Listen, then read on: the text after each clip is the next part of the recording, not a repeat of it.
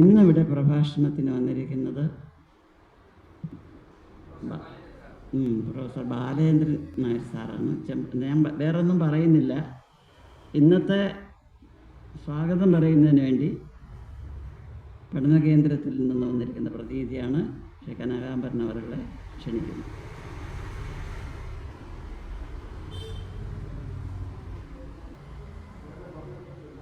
ഇന്നത്തെ പ്രഭാഷണത്തിലെത്തിയിട്ടുള്ള പ്രൊഫസർ ബാലേന്ദ്രൻ സാറാണ്.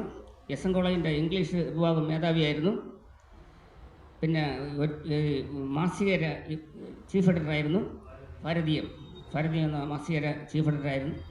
ശ്രീനാരായണ ഇന്നത്തെ വിഷയം എന്ന് പറയുന്നത് ശ്രീനാരായണ ഗുരുവും ഹിന്ദുമതവും എന്ന വിഷയത്തിൽ ഇന്ന് പ്രഭാഷണത്തിനായി ശ്രീ ബാലേന്ദ്രൻ സാറിനെ എല്ലാവർക്കും വേണ്ടി സ്വാഗതം ചെയ്തുകൊണ്ട് നിർത്തുന്നു.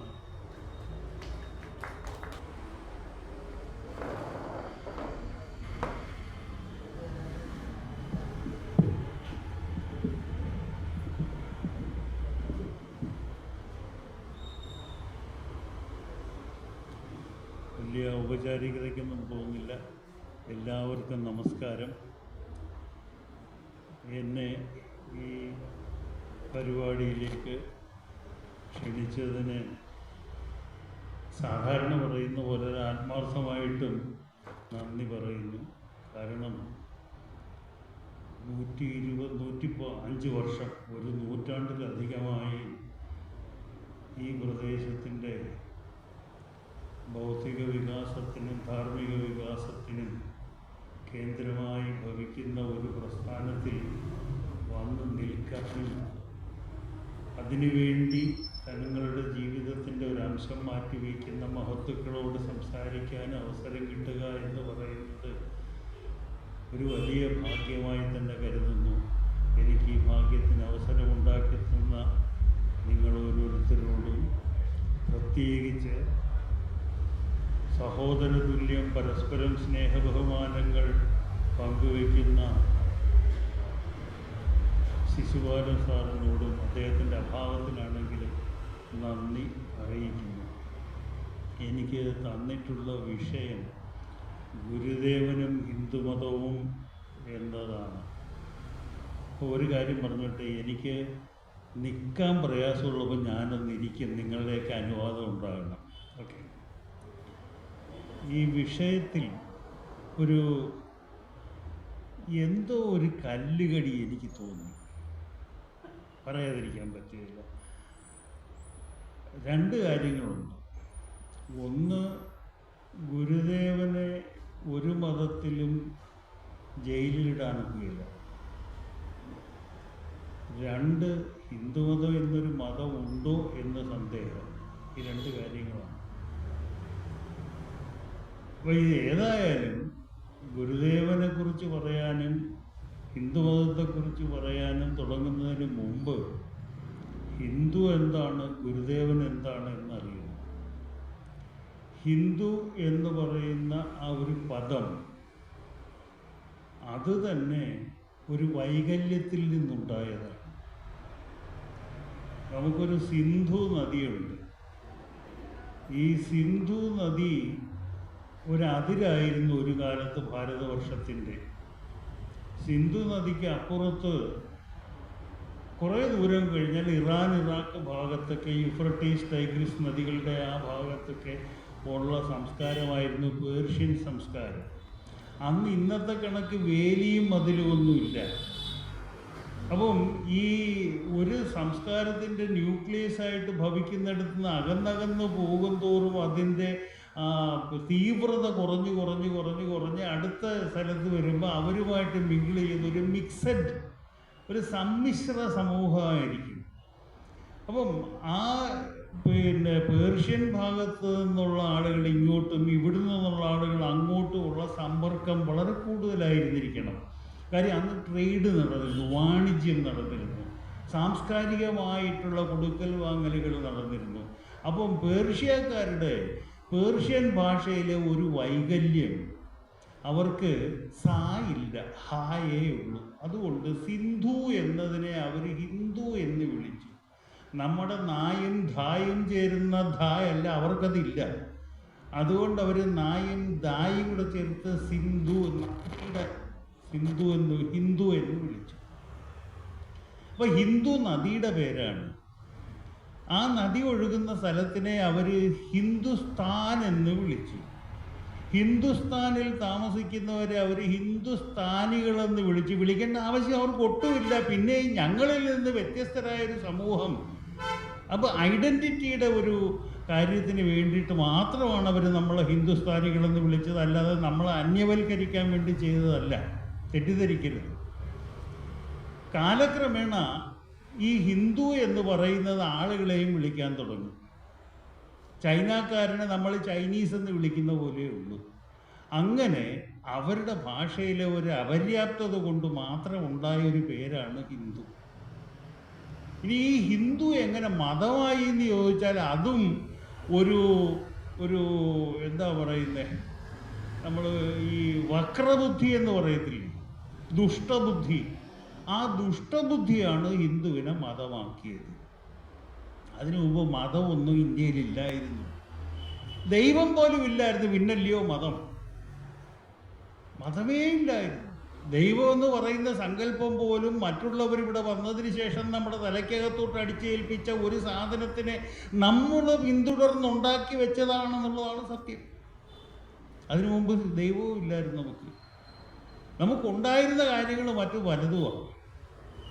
ദൈവം എന്ന പദം കൊണ്ട് നമ്മൾ ഉദ്ദേശിക്കുന്ന അർത്ഥം എന്താണ്? നമ്മളിൽ നിന്ന് അന്യമായി വേറെവിടെയോ ഇരിക്കുന്ന ഒരു ശക്തി നമ്മളെയൊക്കെ സൃഷ്ടിക്കാൻ വേണ്ടി തൻ്റെ കഴിവെല്ലാം കൂടെ പ്രയോഗിച്ച് നമ്മളെയൊക്കെ സൃഷ്ടിച്ചത് അതിൻ്റെയൊക്കെ മേളിൽ അധീശനായി ഇങ്ങനെ അമരുന്ന ഒരു ടൈറന്റ്. അങ്ങനൊരു ദൈവസങ്കല്പമേ നമുക്കില്ല. നമുക്ക് അങ്ങനൊരു സംഗതിയെ നമ്മുടെ ചിന്തകളിൽ പോലും അതൊന്നും പോയിട്ടില്ല. ദൂരക്കൂടെ പോലും പോയിട്ടില്ല. ദൈവം എന്ന് പറയുന്നത് നമുക്ക് അന്യമല്ല, ഏകത്വം മാത്രമാണ് നമ്മുടെ കാഴ്ചപ്പാട്. അപ്പം ദൈവവും നമ്മളും ഒന്ന് തന്നെയാണ്. അപ്പം നമ്മളിൽ ഉള്ളത് തന്നെയാണ് പുറത്തുള്ളതും, പുറത്തുള്ളത് തന്നെയാണ് നമ്മുടെ ഉള്ളിലുള്ളത്. അതുകൊണ്ട് നമ്മളെല്ലാവരും ഒന്നാണ് എന്നുള്ള ആ ഒരു ഭാവം, ആ ഭാവമാണ് നമ്മുടെ ജീവിതത്തിൻ്റെയും സംസ്കാരത്തിൻ്റെയും ബൗദ്ധികമായ വളർച്ചയുടെയും വൈകാരികമായ അടുപ്പങ്ങളുടെയും ഒക്കെ അടിസ്ഥാനം. അപ്പം ഇവിടെ ഇത്തരത്തിലുള്ള വളരെ വിശാലമായ അതിരുകളില്ലാത്ത ബുദ്ധിപരവും ചിന്താപരവും വൈകാരികവും ഒക്കെ ആയിട്ടുള്ള കാഴ്ചപ്പാടുള്ള ഒരു മഹത് ജനതയെ എത്ര കാലം അടക്കി ഭരിക്കാൻ കഴിയും എന്ന് അധിനിവേശ ശക്തികൾ സംശയിച്ചു. ആ സംശയത്തിൽ നിന്ന് അവരതിനുള്ള പോംവഴികൾ കണ്ടെത്തിയെടുത്തതിൽ ഒന്നാണ് അന്യവൽക്കരണം. അത് നമ്മളെ ഇവിടെ ഇങ്ങോട്ട് കുടിയേറി വന്ന് പിടിച്ചടക്കാൻ വേണ്ടി പടയോട്ടം നടത്തിയ ഇസ്ലാമിക രാജാക്കന്മാരും അതിനുശേഷം വന്ന പോർച്ചുഗീസുകാരും ഡച്ചുകാരും ഇംഗ്ലീഷുകാരും പിന്നെ അവരൊക്കെ വിദ്യാഭ്യാസം കൊടുത്ത് വളർത്തിയെടുത്ത നമ്മുടെ ആശാന്മാരും ഇത് തന്നെ തുടരുന്നു. ഇന്നും അതിന് യാതൊരു വ്യത്യാസവുമില്ല. ഏത് പാർട്ടി ഭരിച്ചാലും ഏത് തത്വസംഹിതയുടെ അടിസ്ഥാനത്തിൽ ഭരിച്ചാലും ഫലം ഒന്ന് തന്നെയാണ്. ഓക്കെ, അത് വേറൊരു കാര്യം. അപ്പോൾ ഈ വന്നവർക്ക് അധിനിവേശ ശക്തികൾക്ക് അന്യവൽക്കരിക്കണം. എപ്പോഴും കോളനൈസേഷൻ്റെ ഈ സാമ്രാജ്യത്വത്തിൻ്റെ ഒരു പ്രത്യേകത എന്ന് പറയുന്നത് അവർ ശക്തി കൊണ്ട് കീഴടക്കി കഴിഞ്ഞാൽ ആരെ കീഴടക്കുന്നുവോ അവനെ നികൃഷ്ടനാക്കുക. അതാണ് അവരുടെ ആദ്യത്തെ പരിപാടി. ഇപ്പം നമ്മൾ തന്നെ ഇപ്പം നമ്മുടെ രാഷ്ട്രീയം നോക്കിക്കോ. ഏതെങ്കിലും ഒരു പാർട്ടി അധികാരത്തിൽ വന്നു കഴിഞ്ഞാൽ അവൻ ആദ്യം ചെയ്യുന്നത് എന്താ? അവനെതിരായിട്ടുള്ള പാർട്ടിക്കാരെ മുഴുവൻ ദുഷ്ടന്മാരാക്കിയെങ്കിൽ ചിത്രീകരിക്കുക. ഇല്ലേ?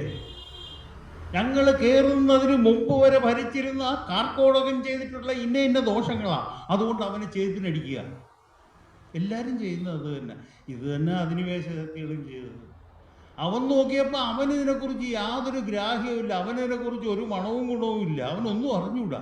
അവൻ നോക്കുമ്പോൾ വിചിത്രമായ കുറേ ആചാരങ്ങളും വിചിത്രമായ കുറേ രീതികൾ. ആണുങ്ങളാണോ ഇവന്മാരെന്നുള്ള ചോദ്യവും നമ്മൾ കേട്ടപ്പോൾ ശരിയാ. അവൻ ആണായതുകൊണ്ടല്ലേ അവൻ കുതിരപ്പുറത്ത് വന്ന് വാളുകൊണ്ട് ഒരു വീശിന് 39 പേരെ ഒറ്റയ്ക്ക് വെട്ടിക്കളഞ്ഞത്. അപ്പോൾ അവനൊരു മുട്ടനല്ലയോ എന്നൊക്കെയുള്ള ഒരു തോന്നൽ നമുക്ക് വരും. അങ്ങനെ കുറേശ്ശെ നമ്മൾ അടിച്ചമർത്തി. അപ്പോഴാണ് നമ്മുടെ കൂട്ടത്തിലും തലയ്ക്ക് വെളിവുള്ള 5-6 ആശാന്മാർ ചില മൂലകളിൽ ഇരുന്നുകൊണ്ടെടാ ഇങ്ങനെ നിന്നാൽ പോരാ, നമുക്ക് ഒന്നിക്കണം, നമ്മൾ ഒന്നിച്ചു കഴിഞ്ഞാൽ ഇവനെ അടിച്ച് ഓടിക്കാൻ പറ്റും, അവൻ എത്ര എണ്ണം ഉണ്ട്, നമ്മൾ ഇത്രയും പേരില്ലേ. ഇത് തോന്നുമ്പോൾ അവനെടാ ഇവനെ ഇങ്ങനെ ഒന്നിപ്പിക്കാൻ വിട്ടുകൂടാ, അവനെ ഭിന്നിപ്പിക്കണമെങ്കിൽ ഒന്ന് അവൻ്റെ സ്വത്വബോധം എന്ന് പറയുന്നത് അവന് അവമതി ഉണ്ടാക്കുന്നതാക്കണം, അവന് അഭിമാനം ഉണ്ടാകുന്നതാകരുത്. അപ്പോൾ അവൻ്റെ ഐഡൻറ്റിറ്റിയെ ഇല്ലാതാക്കാൻ വേണ്ടിയിട്ട് അവരവരുടെ രീതികളെ വളരെ അങ്ങോട്ട് പ്രകീർത്തിച്ചും അന്യമായിട്ടുള്ള നമ്മുടെ രീതികളെ അപഹസിച്ചും നമ്മുടെ തലച്ചോറിനകത്തോട്ട് ബോധത്തെ അടിച്ചു കയറ്റി ആണിയടിച്ചു വെച്ചു. അപ്പം നമ്മുടെ കൂട്ടത്തിൽ കുറച്ച് പേര് അവരെ ഉപയോഗിച്ചുകൊണ്ട് ലവൻ നമ്മളെ വീണ്ടും ചവിട്ടി. അങ്ങനെ ദീർഘകാലം ചവിട്ടുകൊണ്ട് നമ്മുടെ മനസ്സിൽ ഈ അടിമത്ത മനോഭാവം എന്ന് പറയുന്നത് നമ്മുടെ മുഖമുദ്രയായിട്ട് മാറി. അങ്ങനെ ഒരു വിഭാഗം കൊള്ളക്കാർ വന്നു, അവർ കുറേ കാലം ഇവിടെ ഭരിച്ചു. അത് കഴിഞ്ഞപ്പോൾ സായിപ്പ് വന്നപ്പോൾ അവൻ വന്നത് മറ്റവൻ വാളും ഖുറാനുമായിട്ട് വന്നെങ്കിൽ ഇവൻ കൊന്തയും തോക്കുമായിട്ടാണ് വന്നത്. ഇവനിവിടെ വന്നും ഭരിച്ചപ്പോഴും അവനും ഇത് തന്നെയാണ് പിന്തുടർന്നത്. 1867-68 വ്യക്തമായിട്ട് ഓർക്കുന്നില്ല. എന്തായാലും 1860-കളുടെ അവസാനം മുതൽ 70-കളുടെ ആദ്യം വരെ സായിപ്പ് ഇവിടെ ഒരു ഭയങ്കര പരിപാടി നടത്തി. കാനേഷുമാരി കണക്കെടുപ്പ്, സെൻസസ്. ഈ സെൻസസ് നടത്തിയത് 2 ലാക്കാണ്. ഒന്ന്, ഇന്ത്യയുടെ ജനതയെ മനസ്സിലാക്കുക. 2, അവനെ എങ്ങനെയൊക്കെ നശിപ്പിക്കാവോ അങ്ങനെയൊക്കെ നശിപ്പിക്കുക. ഈ 2 കാര്യങ്ങളാണ് ഇവൻ ആദ്യം ചെയ്തത്. മതപരമായ കണക്കെടുപ്പ്. അപ്പോൾ ഇവന് ഇവിടെ നോക്കിയപ്പോൾ ഒരു സംഘടിത മതമില്ല. അവൻ്റെ കൊണ്ടുവന്നിരിക്കുന്ന മതം സംഘടിതമാണ്. അവന് മുമ്പ് ഇവിടെ ഭരിച്ചുകൊണ്ടിരുന്ന മുഗളന്മാരും അങ്ങനെയുള്ളവരും ഒക്കെ സംഘടിതരാണ്. ഇവിടെ അങ്ങനൊരു സംഘടനയില്ലാത്ത ഒരു മതം. എന്നാൽ ഇവന് മതമില്ല എന്ന് അവന് മനസ്സിലാക്കിയപ്പോൾ ഇവൻ്റെ മനസ്സിലൊരു മതം ഉണ്ടാക്കി വെക്കണം.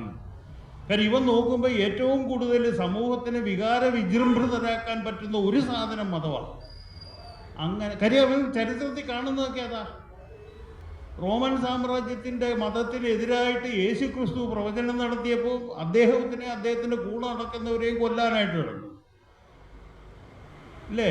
മുഹമ്മദ് നബി പ്രവാചകനായിട്ട് പുതിയൊരു സിദ്ധാന്തം കൊണ്ടുവന്നപ്പോൾ അദ്ദേഹത്തിനെതിരായിട്ട് കണ്ടമാനം ആളുകളുണ്ടായി.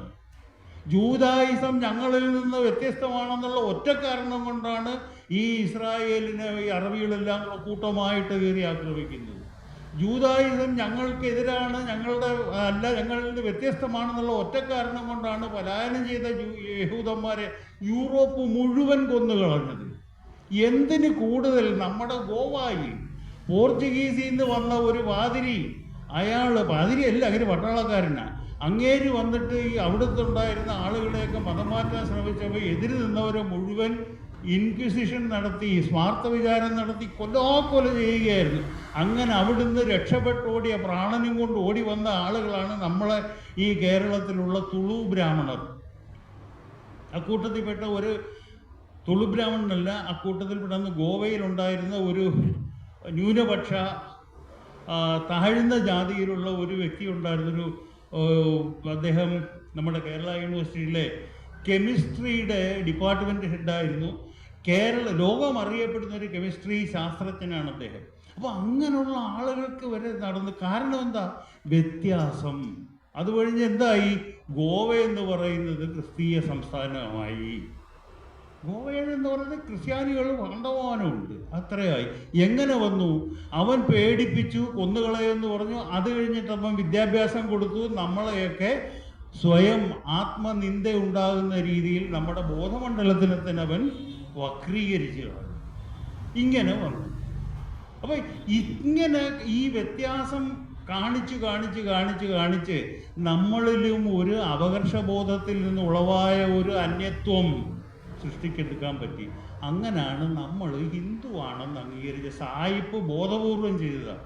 എന്നിട്ട് അവൻ ചെയ്തതോ അന്ന് ഹിന്ദു ഇല്ലാതിരുന്ന സ്ഥലത്ത് നമ്മളെല്ലാവരും സനാതനികളായിരുന്നു. നമുക്കങ്ങനെ പ്രത്യേകിച്ചൊന്നുമില്ല. ആ ഒടുക്കവും പിന്നെ തുടക്കവും ഇല്ലാത്ത അനുസ്യൂതം ഇങ്ങനെ പ്രവഹിക്കുന്ന, സുഖമായിട്ട് പ്രവഹിക്കുന്ന, ഒരു തടസ്സവുമില്ലാതെ പ്രവഹിക്കുന്ന നമ്മുടെ ജീവിതയാത്രയിൽ നമ്മളിൽ ഈ പറയുന്ന തരത്തിലുള്ള ഒരു ഭേദചിന്തയും ഉണ്ടായിരുന്നില്ല. ജാതി ഇല്ലേ എന്ന് ചോദിച്ചാൽ ജാതി ഉണ്ടായിരുന്നു. നമ്മൾ ഇന്ന് കാണുന്ന ജാതിയൊന്നും അല്ല അത്. ജാതി അന്നുകൊണ്ട് ഒരു പ്രത്യേക തരം ജോലി ചെയ്യുന്ന ആളുകളും അവരിൽ നിന്ന് ഗുണം പറ്റുന്ന വേറെ വിഭാഗം ആളുകളും അവരും വേറൊരു ജോലി ചെയ്യുന്നത് കൊണ്ട് അവരിൽ നിന്ന് മറ്റവൻ വീണ്ടും അങ്ങോട്ടും ഇങ്ങോട്ടും ഗുണം അനുഭവിക്കുന്നു. ഇങ്ങനെയുള്ള ഒരു ഈ ഗിവ് ആൻഡ് ടേക്ക്, കൊടുക്കൽ വാങ്ങൽ ആയിരുന്നു നമ്മുടെ സമൂഹത്തിൽ ഉണ്ടായിരുന്നത്. സ്വാഭാവികമായിട്ട് ഒരു പ്രത്യേകതരം ജോലി ചെയ്യുന്നവരുടെ ഇടയിൽ ഒരു സംഘടനാബോധം വരികയും അവരൊന്നിച്ചു നിൽക്കുകയും അവർ ഉണ്ടാക്കുന്ന ഉൽപ്പാദിപ്പിക്കുന്ന സാധനങ്ങൾക്ക് വില കിട്ടണം, അവർക്ക് മാന്യമായിട്ട് അർഹിക്കുന്ന കാര്യങ്ങൾ കിട്ടണം, അതിനു വേണ്ടിയിട്ട് അവർ സംഘടിക്കും. അങ്ങനെ സംഘടിച്ചാണ് ജാതികൾ ഉണ്ടായത്, അല്ലാതെ ദൈവമായിട്ടൊന്നും കൊടുത്തതല്ല. ഇത് ഈ പിന്നെ ആളുകൾ പറയുന്നത് ഭഗവത്ഗീതയെ പറഞ്ഞിട്ടുണ്ട്, ചാതുർവർണ്ണ്യം മയാ സൃഷ്ട. എടാ അതിന് ജാതിയേ അല്ല, വർണ്ണമാണ്. വർണ്ണവും ജാതിയും രണ്ടും രണ്ടാ. ജാതി ജന്മം കൊണ്ടുണ്ടാകുന്നതാ, വർണ്ണം ജന്മം കൊണ്ടുണ്ടാകുന്നതല്ല, കർമ്മം കൊണ്ടുണ്ടാകുന്നതാ, ഗുണം കൊണ്ടുണ്ടാകുന്നതാ. ഈ നമ്മളെ തെറ്റിദ്ധരിപ്പിക്കാൻ വേണ്ടിയിട്ട് അന്ന് സായിപ്പ് ഉണ്ടാക്കി വെച്ച അതേ വാദമായി ഇപ്പോഴും പറഞ്ഞുകൊണ്ട് കിടക്കുന്ന ചാതുർവർണ്ണ്യം മയാസൃഷ്ടം എന്ന് പറഞ്ഞതാണ് ജാതിക്ക് കാരണം. അല്ല, തുറന്ന മനസ്സോടുകൂടി സമീപിക്കുക. ഓക്കെ, അതെന്തോ ആയിക്കോട്ടെ. ഇവർ വന്നിട്ട് അന്ന് പരസ്പരം സഹകരിച്ചും കൊടുത്തും വാങ്ങിയും ജീവിതത്തിന് സുഖകരമായി മുന്നോട്ട് കൊണ്ടുപോയിരുന്ന സമൂഹത്തിൽ വിഭാഗീയത ഉണ്ടാക്കാൻ വേണ്ടിയിട്ട് അവൻ ഹിന്ദു അഹിന്ദു എന്ന് രണ്ട് ഗ്രൂപ്പിനെ ഉണ്ടാക്കി. ഹിന്ദു എന്ന് പറയുന്നത് ആരാന്നറിയാമോ? ബ്രാഹ്മണൻ, ക്ഷത്രിയൻ, കാശുള്ള വൈശ്യൻ. കച്ചവടം, കൃഷി, വ്യാപാരം തുടങ്ങിയിട്ടുള്ള കാര്യങ്ങൾ, ഇൻഡസ്ട്രി, ഇതൊക്കെ ചെയ്യുന്ന വൈശ്യനാണല്ലോ. അപ്പോൾ കൊല്ലപ്പണിക്കാരനോ? അവൻ ഇൻഡസ്ട്രിയലിസ്റ്റാ. അന്നത്തെ കൊല്ലൻ്റെ ആല, ഇന്നത്തെ ടാറ്റ ഉരുക്ക് ഫാക്ടറി ഇല്ലേ, അന്നത്തെ ടാറ്റയുടെ ഉരുക്ക് ഫാക്ടറിയാ കൊല്ലൻ്റെ ആല. അവൻ ആര് വരും? നോക്കണം. കൊല്ലപ്പണി ചെയ്യുന്നവരിൽ പോലും കാശുള്ളവൻ ബ്രാഹ്മണൻ, ഹിന്ദു, കാശില്ലാത്തവൻ അഹിന്ദു. തട്ടാപ്പണി ചെയ്യുന്നവൻ, കൽപ്പണി ചെയ്യുന്നവൻ, ശില്പികൾ, ഇങ്ങനെ എല്ലാവരെയും ഇവർ രണ്ടാക്കി. മനസ്സിലായില്ലേ? സനാതനികൾ ആരും ഒന്നിക്കരുത് എന്നിട്ട് അങ്ങോട്ട് പിരികേറ്റി കൊടുത്തു യുവന്മാർ. അതിന് ഒരു ആക്കം കൂട്ടാൻ വേണ്ടിയിട്ട് അഹിന്ദു എന്ന് പറയുന്നതിൻ്റെ കൂട്ടത്തിൽ ക്രിസ്ത്യാനി, മുസ്ലിം ഇതൊക്കെ ഇങ്ങോട്ട് ചേർത്തു. അപ്പോഴത്തേക്ക് അവിടെ ഒരു ഐക്യബോധം ഉണ്ടാകും. ഇപ്പുറത്ത് സമ്പത്ത് കൂടുതൽ ഹിന്ദു എന്ന് പറയുന്ന ബ്രാഹ്മണ, ക്ഷത്രിയ, വൈശ്യ വിഭാഗങ്ങളുടെ കയ്യിലാണ്. അതിൽ പോലും കാശില്ലാത്തവൻ ഇപ്പുറത്തായി ഇവൻ്റെ കണക്കിൽ. അതുകൊണ്ട് ഈ സനാതനികളുടെ ഇടയിലോ ദൈവമില്ലാത്ത മതക്കാരുണ്ട്. ബുദ്ധമതം, ജൈനമതം, സിഖ് മതം, ഇങ്ങനെ മതങ്ങൾ ഇന്ത്യയിൽ ഉണ്ടായിട്ടില്ല. സനാതന ധർമ്മത്തിൻ്റെ ഒഴുക്കിൽ പല കൈവഴികൾ വന്നു ചേരും, പല ചാലുകൾ വിഘടിച്ചു പോകും. അങ്ങനെ പോയി വരുന്ന ചാലുകളാണ് സിഖ് മതവും ഈ ജൈനമതവും ഈ ബുദ്ധമതവും. ഇതിൽ ഏതെങ്കിലും ഒരു മതത്തിൽ അവരുടെ ദൈവമുണ്ടോ? ബുദ്ധമതത്തിലെ ദൈവം ആരാ? ബുദ്ധൻ പ്രവാചകനല്ലേ? അല്ലേ? ജൈനമതത്തിലെ ആരാ? മഹാവീരൻ, അദ്ദേഹം ദൈവമാണ്. സിഖ് മതത്തിലെ ആചാര്യൻ ഗുരു ഗോവിന്ദ് സിംഗ്, അദ്ദേഹം ദൈവമാണ്. അവരുടെ ദൈവം ആരാ?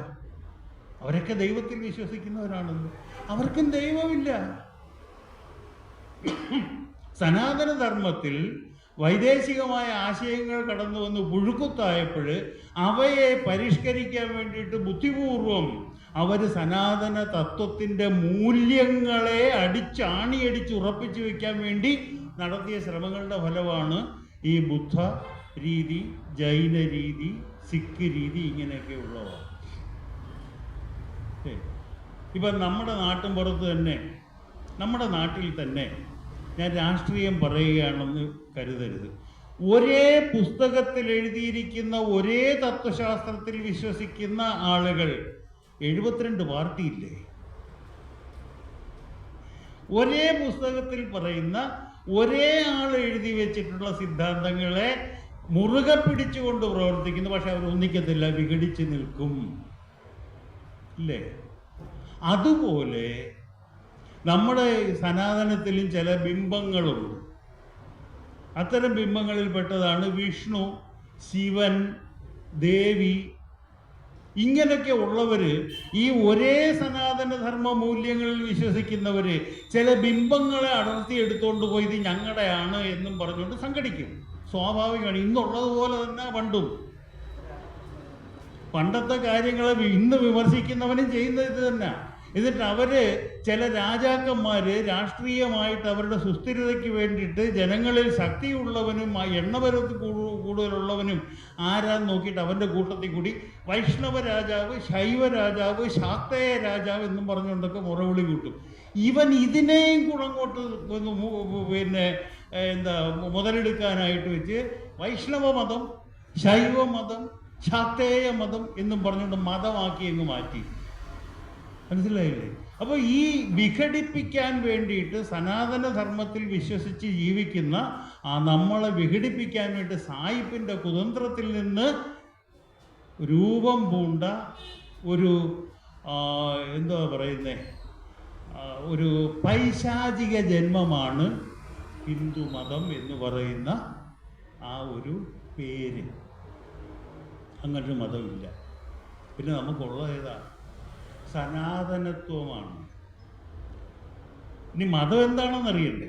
മതവും കൂടെ അറിഞ്ഞെങ്കിൽ ഇതിൻ്റെ ഈ പൊരുൾ മനസ്സിലാകത്തുള്ളൂ. എന്താണ് മതം? മതം എവിടെ തുടങ്ങുന്നു, എങ്ങനെ തുടങ്ങുന്നു? ഞാൻ ഇത്തിരി ദീർഘമായിട്ട് സംസാരിക്കുന്നതുകൊണ്ട് വിഷമമൊന്നുമില്ല. ഓക്കെ. മതം എന്ന് പറയുന്നത് ഒരു സംഘടനയാണ്. ഏത് ഇപ്പം ഇവിടെ ഈ ലൈബ്രറി എന്ന് പറയുന്ന ഒരു സംഘടനയാണ്. ഈ സംഘടന ഉണ്ടാകുന്നതിന് ഒരു മഹാനുഭാവൻ അദ്ദേഹം തുടങ്ങി വെച്ചു. അദ്ദേഹത്തിൻ്റെ വീക്ഷണമുണ്ട്, അദ്ദേഹത്തിൻ്റെ കാഴ്ചപ്പാടുണ്ട്. ആ കാഴ്ചപ്പാടനുസരിച്ച് ഗുണങ്ങൾ ഉണ്ടാകണമെങ്കിൽ ഇങ്ങനൊന്ന് വേണം. അതിന് അദ്ദേഹം ഒരു ലൈബ്രറി എന്ന് പറയുന്ന ഒരു സങ്കേതത്തെ ഉണ്ടാക്കിയെടുത്ത് ഇവിടെ സ്ഥാപിച്ചു. എന്നിട്ട് ഇതെങ്ങനെ നടത്തിക്കൊണ്ടു പോകണം അതിനുള്ള ബൈലോയൊക്കെ സ്വരുക്കൂട്ടി വെച്ചു. അതനുസരിച്ച് നമ്മൾ പോകും. ഈ ബൈലോയ്ക്കെതിരായിട്ട് നമ്മൾ ആരെങ്കിലും നിന്നാൽ നമ്മളങ്ങ് പുറത്തു പോകും. അത്രയേ ഉള്ളൂ, ഇല്ലേ? അതുപോലെ ധിഷണാശാലിയായ ഒരു വീക്ഷണ ശക്തിയുള്ള ഒരു വ്യക്തി തീർച്ചയായിട്ടും വേണം. അദ്ദേഹം ആചാര്യനാകാം, ഗുരുവാകാം, പ്രവാചകനാകാം, ദൈവപുത്രനാകാം, ദൈവത്തിൻ്റെ പ്രതിനിധിയാകാം, പിന്നെ ഈശ്വരനുമായിട്ട് നേരിട്ട് സംവദിക്കുന്ന ഒരാളാകാം, ഈശ്വരൻ തന്നെ നിയോഗിച്ച ആളുമാകാം. അത്തരത്തിൽ ഒരാൾ വേണം, തുടക്കക്കാരൻ വേണം. ഹിന്ദു മതമാണെങ്കിൽ ആര് തുടങ്ങി? തുടങ്ങിയില്ല. കാര്യം തുടക്കമേ ഇല്ല ഇതിന്. സനാതനമല്ലേ. ഇനി ഇദ്ദേഹത്തിൻ്റെ കാഴ്ചപ്പാടിൽ ഇദ്ദേഹത്തിന് അതീതമായിട്ട് ഇദ്ദേഹത്തിന് വേണ്ട നിർദ്ദേശങ്ങൾ കൊടുക്കുന്ന, നമുക്ക് പ്രാപിക്കാനാകാത്ത അത്യുന്നതങ്ങളിലിരിക്കുന്ന ഒരു ദൈവം വേണം. സനാതനത്തിൽ ദൈവമില്ല. എന്നിട്ട് ദൈവം എവിടാന്ന് ചോദിച്ചാൽ നിന്നിൽ തന്നെയാണെന്ന് പറയും. നീ തന്നെയാണ് ദൈവം എന്ന് പറയും, ഇല്ലേ? അപ്പൊ ഞാനോ? നീയോ തന്നെ. തത്വം അസി അഹം ബ്രഹ്മാസ്മി. ഞാനും നീയൊക്കെ ദൈവമാടേ. അപ്പൊ എവിടാ ദൈവം? മതത്തിന് ദൈവം വേണം. ദൈവമില്ലാത്ത മതം പറ്റുകയില്ല. ഈ ദൈവത്തെ യാതൊരു കാരണവശാലും അവലംബിക്കാത്ത ബുദ്ധനും ജൈനനും സിഖും ഒക്കെ മതക്കാരായി ഇവൻ്റെ കണ്ണിൽ, സായിപ്പിൻ്റെ കണ്ണിൽ. നമ്മൾ ഇപ്പോഴത് പറഞ്ഞു ബുദ്ധമതം, ദൈവമതം, സിഖ് മതം, മതം മതം മതം ഇങ്ങ് പോവുക. ഇതൊന്നും മതമില്ല, കാരണം ദൈവമില്ല. മനസ്സിലായില്ലേ? ഇനി ഇദ്ദേഹം വേറൊരു കാര്യം, ഈ ആചാര്യൻ എന്ന് പറഞ്ഞ പ്രവാചകൻ, അദ്ദേഹം വേറൊരു കാര്യം ചെയ്യണം. കുറേ കാര്യങ്ങൾ എഴുതിയോ എഴുതാതെയോ പഠിപ്പിക്കണം. പ്രധാനമായിട്ട് പുസ്തകം വേണം. പുസ്തകത്തിൽ എഴുതി വയ്ക്കുക, ഇന്ന ഇന്നതേ ചെയ്യാവൂ, ഇന്ന ഇന്നത് ചെയ്യരുത്. ചെയ്താൽ എന്താ ഗുണം? സ്വർഗം പോകും. ചെയ്തില്ലെങ്കിലോ നരകം, ശിക്ഷ. അത് കൊച്ചു ശിക്ഷയൊന്നുമല്ല. പ്രൈമറി സ്കൂളിലെ കുഞ്ഞുങ്ങളെ ടീച്ചർ നുള്ളുന്ന പോലെയോ അടിക്കുന്ന പോലെയോ അല്ല, ചുരുളിനടിക്കുന്ന പോലെയോ അല്ല. മുടി നാരേഴായി കീറിയിട്ട് അതിലൊരു പാലം കെട്ടിയിട്ട് അതിലേക്കൂടെ നടത്തും. പാപത്തിൻ്റെ ഭാരമുള്ളവനാണെങ്കിൽ അത് പൊട്ടും, തറയിൽ വീഴും. വലിയ വാർപ്പ്, കൊച്ചു വാർപ്പൊന്നുമല്ല, 1.5 ഏക്കർ വരും ഒരു വാർപ്പ്. അതിനകത്ത് നിറച്ച് നല്ല ക്രൂഡ് ഓയിൽ, അതിങ്ങനെ തിളച്ച് മറിഞ്ഞ് കിടക്കുക, അതിനകത്തോട്ട് വീഴി. എന്തെല്ലാം സംബന്ധങ്ങളാണ് പേടിപ്പിക്കാൻ. അപ്പോൾ ഭയപ്പെടുത്താനുള്ള നിയമങ്ങൾ വേണം. നിയമം ലംഘിക്കുന്നവൻ ശിക്ഷ അർഹിക്കുന്നു, അവനെ ശിക്ഷിക്കും. ഇതാണ് 3ാമത്തെ കാര്യം. 4, ഇതിപ്പോൾ ഈ ആചാര്യൻ എക്കാലവും ജീവിച്ചിരിക്കത്തില്ലല്ലോ. അദ്ദേഹം ഉണ്ടാക്കുന്ന മതത്തിൻ്റെ ഒരു സംഘടനാ സ്വഭാവം വേണം. സംഘടന എങ്ങനെ നടത്തണമെന്നുള്ളതൊക്കെ ഇത് എഴുതി വെച്ചിട്ടുണ്ട്. ഈ സംഘടനാ സ്വഭാവം വേണം. സംഘടനയ്ക്കൊരു തലവൻ വേണം. കാലം മാറുമ്പോൾ ആൾ മാറിക്കൊണ്ടിരിക്കും, പക്ഷേ തലവൻ അവിടെ ഇരിക്കും. നമ്മുടെ ഇവിടെ ഏതാ സനാതനത്തിന് ഏതാ തലവൻ? എവിടെങ്കിലും ഏതെങ്കിലും ഒരു തലവനുണ്ട്? പോട്ട് ഒരു ക്ഷേത്രം, പോട്ട് നമ്മുടെ ഗുരുദേവനെ തന്നെ എടുക്കാം. ഗുരുദേവൻ നമ്മളെടുത്ത് സിന്താബാ വിളിക്കടാ, നീ വാടാ, നാളെ മീറ്റിംഗ് കൊണ്ടുടാ, വരുമോ? ചെയ്തിട്ടില്ലല്ലോ. ശ്രീ ഗുരുദേവൻ ജീവിച്ചിരുന്ന സമയത്ത് എത്രയോ തരം മനുഷ്യര്, കണ്ടമാൻ നമുക്ക് ചിന്തിക്കാൻ പറ്റാത്ത തരത്തിലുള്ള മനുഷ്യത്വഹീനമായ പ്രവൃത്തികളൊക്കെ അനുഭവിച്ചു. അവരെല്ലാം കൂടെ സംഘടിപ്പിച്ചുകൊണ്ട് മഹാരാജാവിൻ്റെ കൊട്ടാരത്തിന് മുമ്പ് പോയി സിന്താബാ വിളിച്ചോ? മഹാരാജാവ് കുതിരപ്പുറത്ത് എഴുന്നള്ളി വരുമ്പോൾ കുതിരയെ കല്ലെടുത്തെറിഞ്ഞോ? സിന്താബാ വിളിച്ചോ? പത്രപ്രസ്താവന കൊടുത്തോ? പിന്നെങ്ങനെ ഗുരുദേവൻ നേതാവാകുന്നേ? ഇതൊന്നും ചെയ്തില്ലല്ലോ. അപ്പോൾ ആരാ നമുക്കൊരു നേതാവ്? അതുമില്ല. അപ്പോൾ പിന്നെ നമുക്ക് മതമുണ്ടോ? മതമേ ഇല്ല, ദൈവമില്ല, പ്രത്യേകിച്ചൊരു ആചാരനില്ല.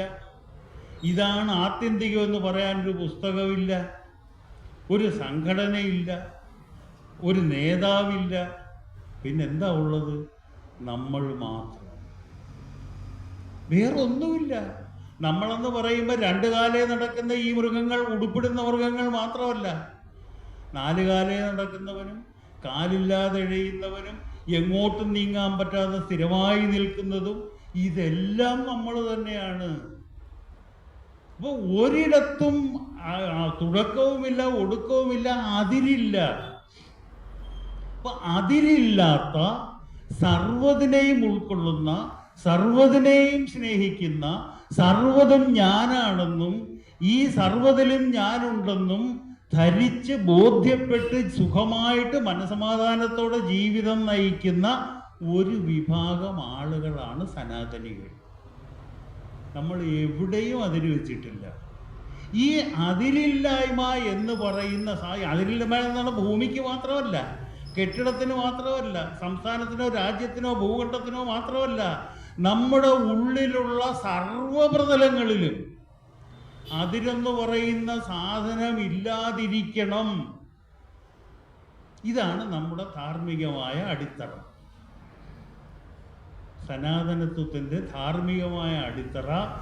വേർതിരിവില്ല, വിവേചനമില്ല, നമ്മളെല്ലാവരും ഒന്നാണ്. ഞാൻ ദൈവമില്ലെന്ന് പറഞ്ഞില്ലേ,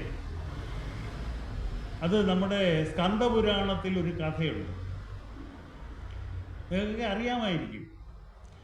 മഹാവിഷ്ണുവും നമ്മുടെ ബ്രഹ്മദേവനും അവർ തമ്മിൽ ഒരു ഈഗോ ക്ലാഷ്, താൻ പോരിമ സമർത്ഥിക്കാനുള്ള ശ്രമം. നമ്മുടെ ബ്രഹ്മദേവൻ പറഞ്ഞു, സർവ സൃഷ്ടിയുടെയും കാരകൻ ഞാനാണല്ലോ, ഈ പ്രപഞ്ചത്തിലെ സർവ്വതും, പ്രപഞ്ചം ഉൾപ്പെടെ പ്രപഞ്ചത്തിലെ സർവ്വതും എന്ന് പറഞ്ഞാൽ വെടാ മഹാവിഷ്ണു നീ ഉൾപ്പെടെ എൻ്റെ സൃഷ്ടിയാണ്. അപ്പം നീ എന്നെ അനുസരിച്ചോളൂ. അപ്പോൾ മഹാവിഷ്ണു തിരിച്ചു പറഞ്ഞു, അങ്ങനെ ഇയാളങ്ങ് സൃഷ്ടിക്കുകയാണെങ്കിൽ സൃഷ്ടിച്ചിട്ട് ഇയാളങ്ങ് പോവും, അത് അവിടെ കിടന്നെങ്കിൽ എത്തുപോവും. ഇതിനെയൊക്കെ നിലനിർത്തണമെങ്കിൽ ഞാൻ വേണം. അപ്പം ഈ നിലനിൽക്കുന്നതല്ലേ ഇയാളെ സൃഷ്ടി, നിലനിൽക്കുന്നത് ഞാൻ കാരണമാണ്. അതുകൊണ്ട് ഇയാൾ ഉണ്ടാക്കിയിട്ടാൽ മാത്രം പോരാ, ബാക്കി ചെയ്യേണ്ടത് ഞാനാ. അതുകൊണ്ട് ഇതൊക്കെ ചെയ്തു തരുന്ന എൻ്റെ സേവകനാണ് നീ. സംഗതി അങ്ങ് മൂർച്ഛിച്ചു. രണ്ടുപേരും അടിയായി, മൂട്ടാടി, അറബ് ഇസ്രായേലി വാറ് പോലായി, ഭയങ്കര അടിയായി. അടി മൂത്ത് കഴിഞ്ഞപ്പോഴത്തേക്ക് രണ്ടുപേർക്കും ദേഷ്യം വന്നു. ബ്രഹ്മാവ് ഒരിത്തിരി വീക്കാ, ഒത്തിരി ബലഹീന, വിഷ്ണു അതല്ല. ഇങ്ങേരുടെ ദേഷ്യമെല്ലാം കൂടെ ഒരു ആസുരിക രൂപം കൊണ്ടൊരു ഭീകര രൂപിയായി വളർന്നു വന്നു. അപ്പം നമ്മുടെ പരമശിവനും പാർവതിയും കൈലാസത്തിൻ്റെ മേളിൽ കാറ്റും കൊണ്ടിങ്ങനെ ഇരിക്കുക, കട്ടൻ ചായയൊക്കെ കുടിച്ച്. അപ്പോൾ പാർവതി പറഞ്ഞു, ദേവ നോക്ക്, വിഷ്ണുവിൽ നിന്ന് കോപം ഭീകര രൂപം കൊണ്ടുവരുന്നു, അത് ഇല്ലാതാക്കിയില്ലെങ്കിൽ പ്രപഞ്ചം നശിച്ചു പോകും, ഒന്ന് പോണം. ശരി, ഞാൻ പൊയ്ക്കളാന്ന് പറഞ്ഞു. പരമശിവൻ ഇങ്ങോട്ട് വന്ന് വിഷ്ണുവിൻ്റെ ഭീകര രൂപത്തെ പലതരത്തിലൊക്കെ ശ്രമിച്ചു നോക്കിയിട്ട് നടക്കുന്നില്ല. വിഷ്ണു അളിയനല്ലേ, അടിക്കാൻ പറ്റത്തില്ലല്ലോ. സാമവും ദാനവും ഭേദവും നടത്തി, പിന്നെ ദണ്ണം അല്ലാതെ മാർഗമില്ല. ഇദ്ദേഹം തന്നെ ഒരു ഭീകരൻ, ഇദ്ദേഹത്തിൻ്റെ കോപം വർദ്ധിച്ചു. ക്ഷിപ്ര കോപിയും കൂടാണല്ലോ. ഇദ്ദേഹത്തിന് കോപം വന്നു കഴിഞ്ഞാൽ പിന്നെ നിവൃത്തിയില്ല, തീയ, മൊത്തം തീയ. ആറ്റം ബോംബ് ഒരു 5000 ആറ്റം ബോംബ് ഒന്നിച്ചിട്ടാൽ പോലും ഇതിനെ അടുത്ത് വരത്തില്ല, അത്ര തീയ. ഇദ്ദേഹവും ഭീകര രൂപം കൊണ്ടു. എന്തായാലും ഇദ്ദേഹത്തിൻ്റെ ഭീകരത്തിൻ്റെ കാര്യത്തിൽ ശിവൻ്റെ അടുത്ത് വിഷ്ണു ഒന്നും വരുന്നില്ല. എന്തായാലും തോപ്പിച്ച് കളഞ്ഞിട്ടില്ല. മമ്മൂട്ടി പറയുന്നുണ്ട്, കലിപ്പ് അടങ്ങുന്നില്ലല്ലോ എന്ന്. അങ്ങനെ കലിപ്പടങ്ങാതെ നിൽക്കുക. നിന്ന് കഴിഞ്ഞപ്പം പിന്നെ എവിടുന്നോ ഒരു തോന്നൽ ഇദ്ദേഹത്തിൻ്റെ മനസ്സിൽ വന്നു. ഇനി ഞാൻ ഇങ്ങനെ നിന്നാൽ പറ്റത്തില്ല, നശിച്ചു പോകും. ഞാൻ എന്തിനു വേണ്ടി ഭീകരരൂപം പ്രാപിച്ചോ ആ കാര്യത്തിന് വിഘാതമായി ഞാൻ തന്നെ കാരണമാകും. അതുകൊണ്ട് ഇതിനെ നശിപ്പിച്ചേ പറ്റൂ. ഇദ്ദേഹം നേരെ ധ്യാനത്തിന് പോയി കുറേ വർഷം ധ്യാനിച്ച് ഇദ്ദേഹത്തിൻ്റെ ഉള്ളിലെ ആ കോപം മുഴുവൻ അടങ്ങി ശാന്തമായതിന് ശേഷം തിരിച്ച് കൈലാസത്തിൽ നിന്ന് കുളിയൊക്കെ കഴിഞ്ഞ് പാർവതിയായിട്ട് കൂട്ടത്തിൽ നമ്മൾ ചോദിച്ചു, വിഷ്ണുവിൻ്റെ കോപത്തെ താങ്കൾ ശമിപ്പിച്ചു. വിഷ്ണു ബ്രഹ്മാവിൻ്റെ അധീശനായി. അപ്പം ബ്രഹ്മാവിൻ്റെയും വിഷ്ണുവിൻ്റെയും അധീശൻ താങ്കളല്ലേ? പിന്നെന്തിനാ കൊച്ചാട്ടൻ ഈ പോയിരുന്ന് പ്രാർത്ഥിച്ചേ? ആരെയാ നിങ്ങൾ നിങ്ങളല്ലയോ ഏറ്റവും സുപ്രീം പവർ, ഏറ്റവും ശക്തനായ മനുഷ്യൻ അല്ലേ, അൾട്ടിമേറ്റ്. എന്തിനാ പഠിച്ചേ? അപ്പോൾ പറഞ്ഞു, എടി വണ്ടി, അങ്ങനെ അൾട്ടിമേറ്റ് ഇല്ല. അങ്ങനൊരു അൾട്ടിമേറ്റ് ഉണ്ട്, അതിനോടാണ് ഞാൻ ധ്യാനിച്ചത്. ഞാനും ഈ വിഷ്ണുവും ഈ ബ്രഹ്മാവും ദൈവങ്ങളല്ല, ഞങ്ങൾ വെറും ഗുരുക്കളാടി. അതാ പറഞ്ഞു കൊടുത്തത്. അപ്പോൾ പിന്നെ നിങ്ങൾ ധ്യാനിച്ചതോ പരമഗുരുവിനെ. മനസ്സിലായില്ലേ? ദൈവം എവിടാ, ഗുരു എവിടാ?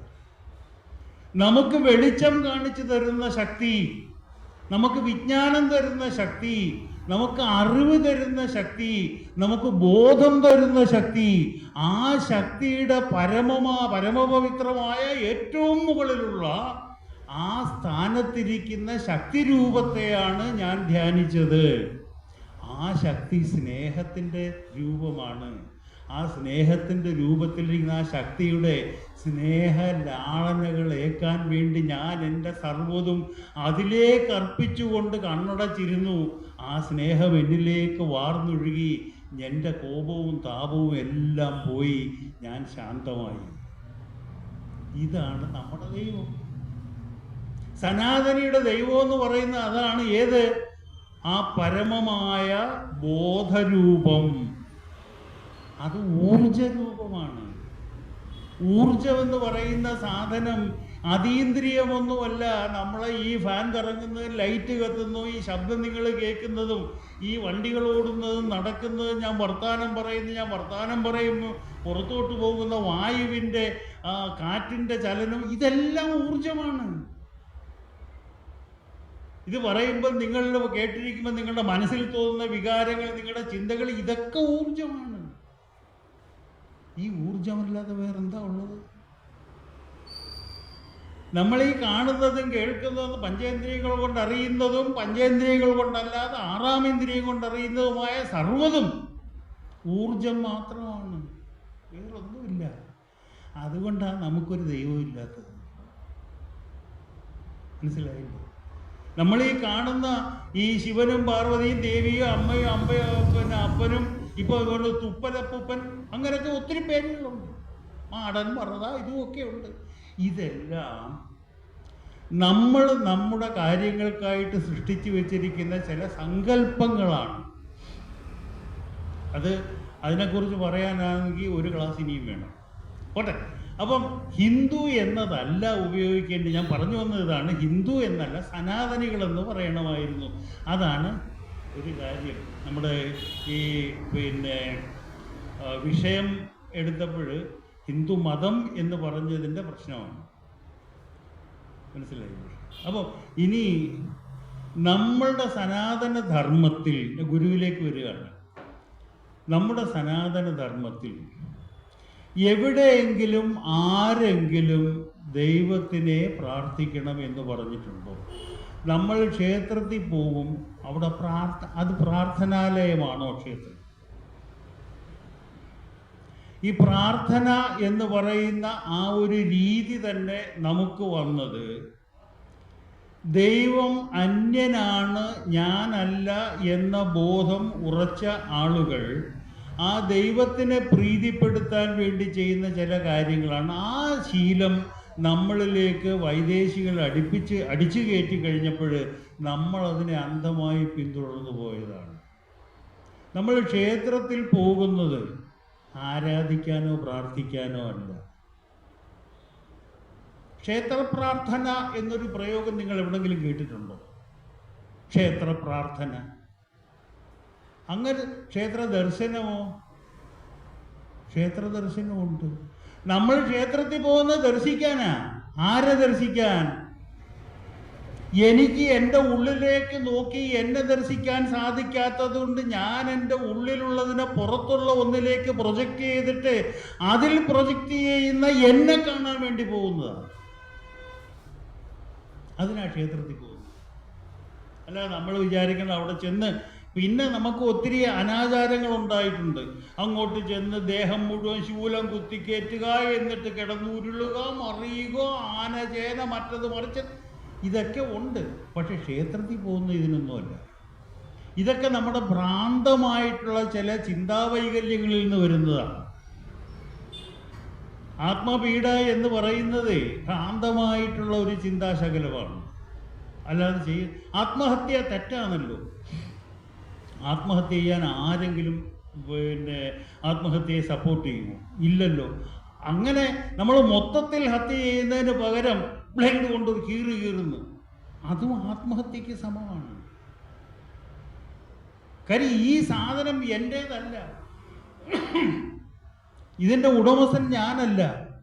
ഞാൻ കഴിച്ച ആഹാരമാണ്. ഞാൻ പെറ്റിട്ട്, എൻ്റെ അമ്മ എന്നെ പെറ്റിട്ടപ്പോൾ ഞാൻ ഇത്രയേ ഉണ്ടായിരുന്നുള്ളൂ കഷ്ടിച്ച്. അത് കഴിഞ്ഞ് ഞാൻ ഇത്രേ ആയില്ലേ. എവിടുന്ന് വന്നത്? ഞാൻ കഴിച്ച ആഹാരമാണ്. ആഹാരം എവിടുന്ന് വന്നു? ചെടികളിൽ നിന്നും വെള്ളത്തിൽ നിന്നും അതും ഇതിൽ നിന്നും ഒക്കെ പ്രകൃതിയിൽ നിന്ന് തന്നെ ഇങ്ങോട്ട് വന്നതാണ്. അപ്പോൾ ഈ വളർന്നു നിൽക്കുന്ന എൻ്റെ ഈ ശരീരം എൻ്റേതാണോ? പ്രകൃതിയുടേതല്ലേ? അല്ലേ? ഇനി ഇത്രയൊക്കെ വന്നു കഴിഞ്ഞ് എന്നിൽ മെച്യൂരിറ്റി വന്നു, പക്വത വന്നു, എൻ്റെ ശരീരം വളർന്നു, പിന്നെ ഞാൻ കല്യാണം കഴിച്ച് എൻ്റെ കുഞ്ഞുങ്ങളുണ്ടായി. ഈ കുഞ്ഞുങ്ങൾ എവിടുന്ന് വന്നു?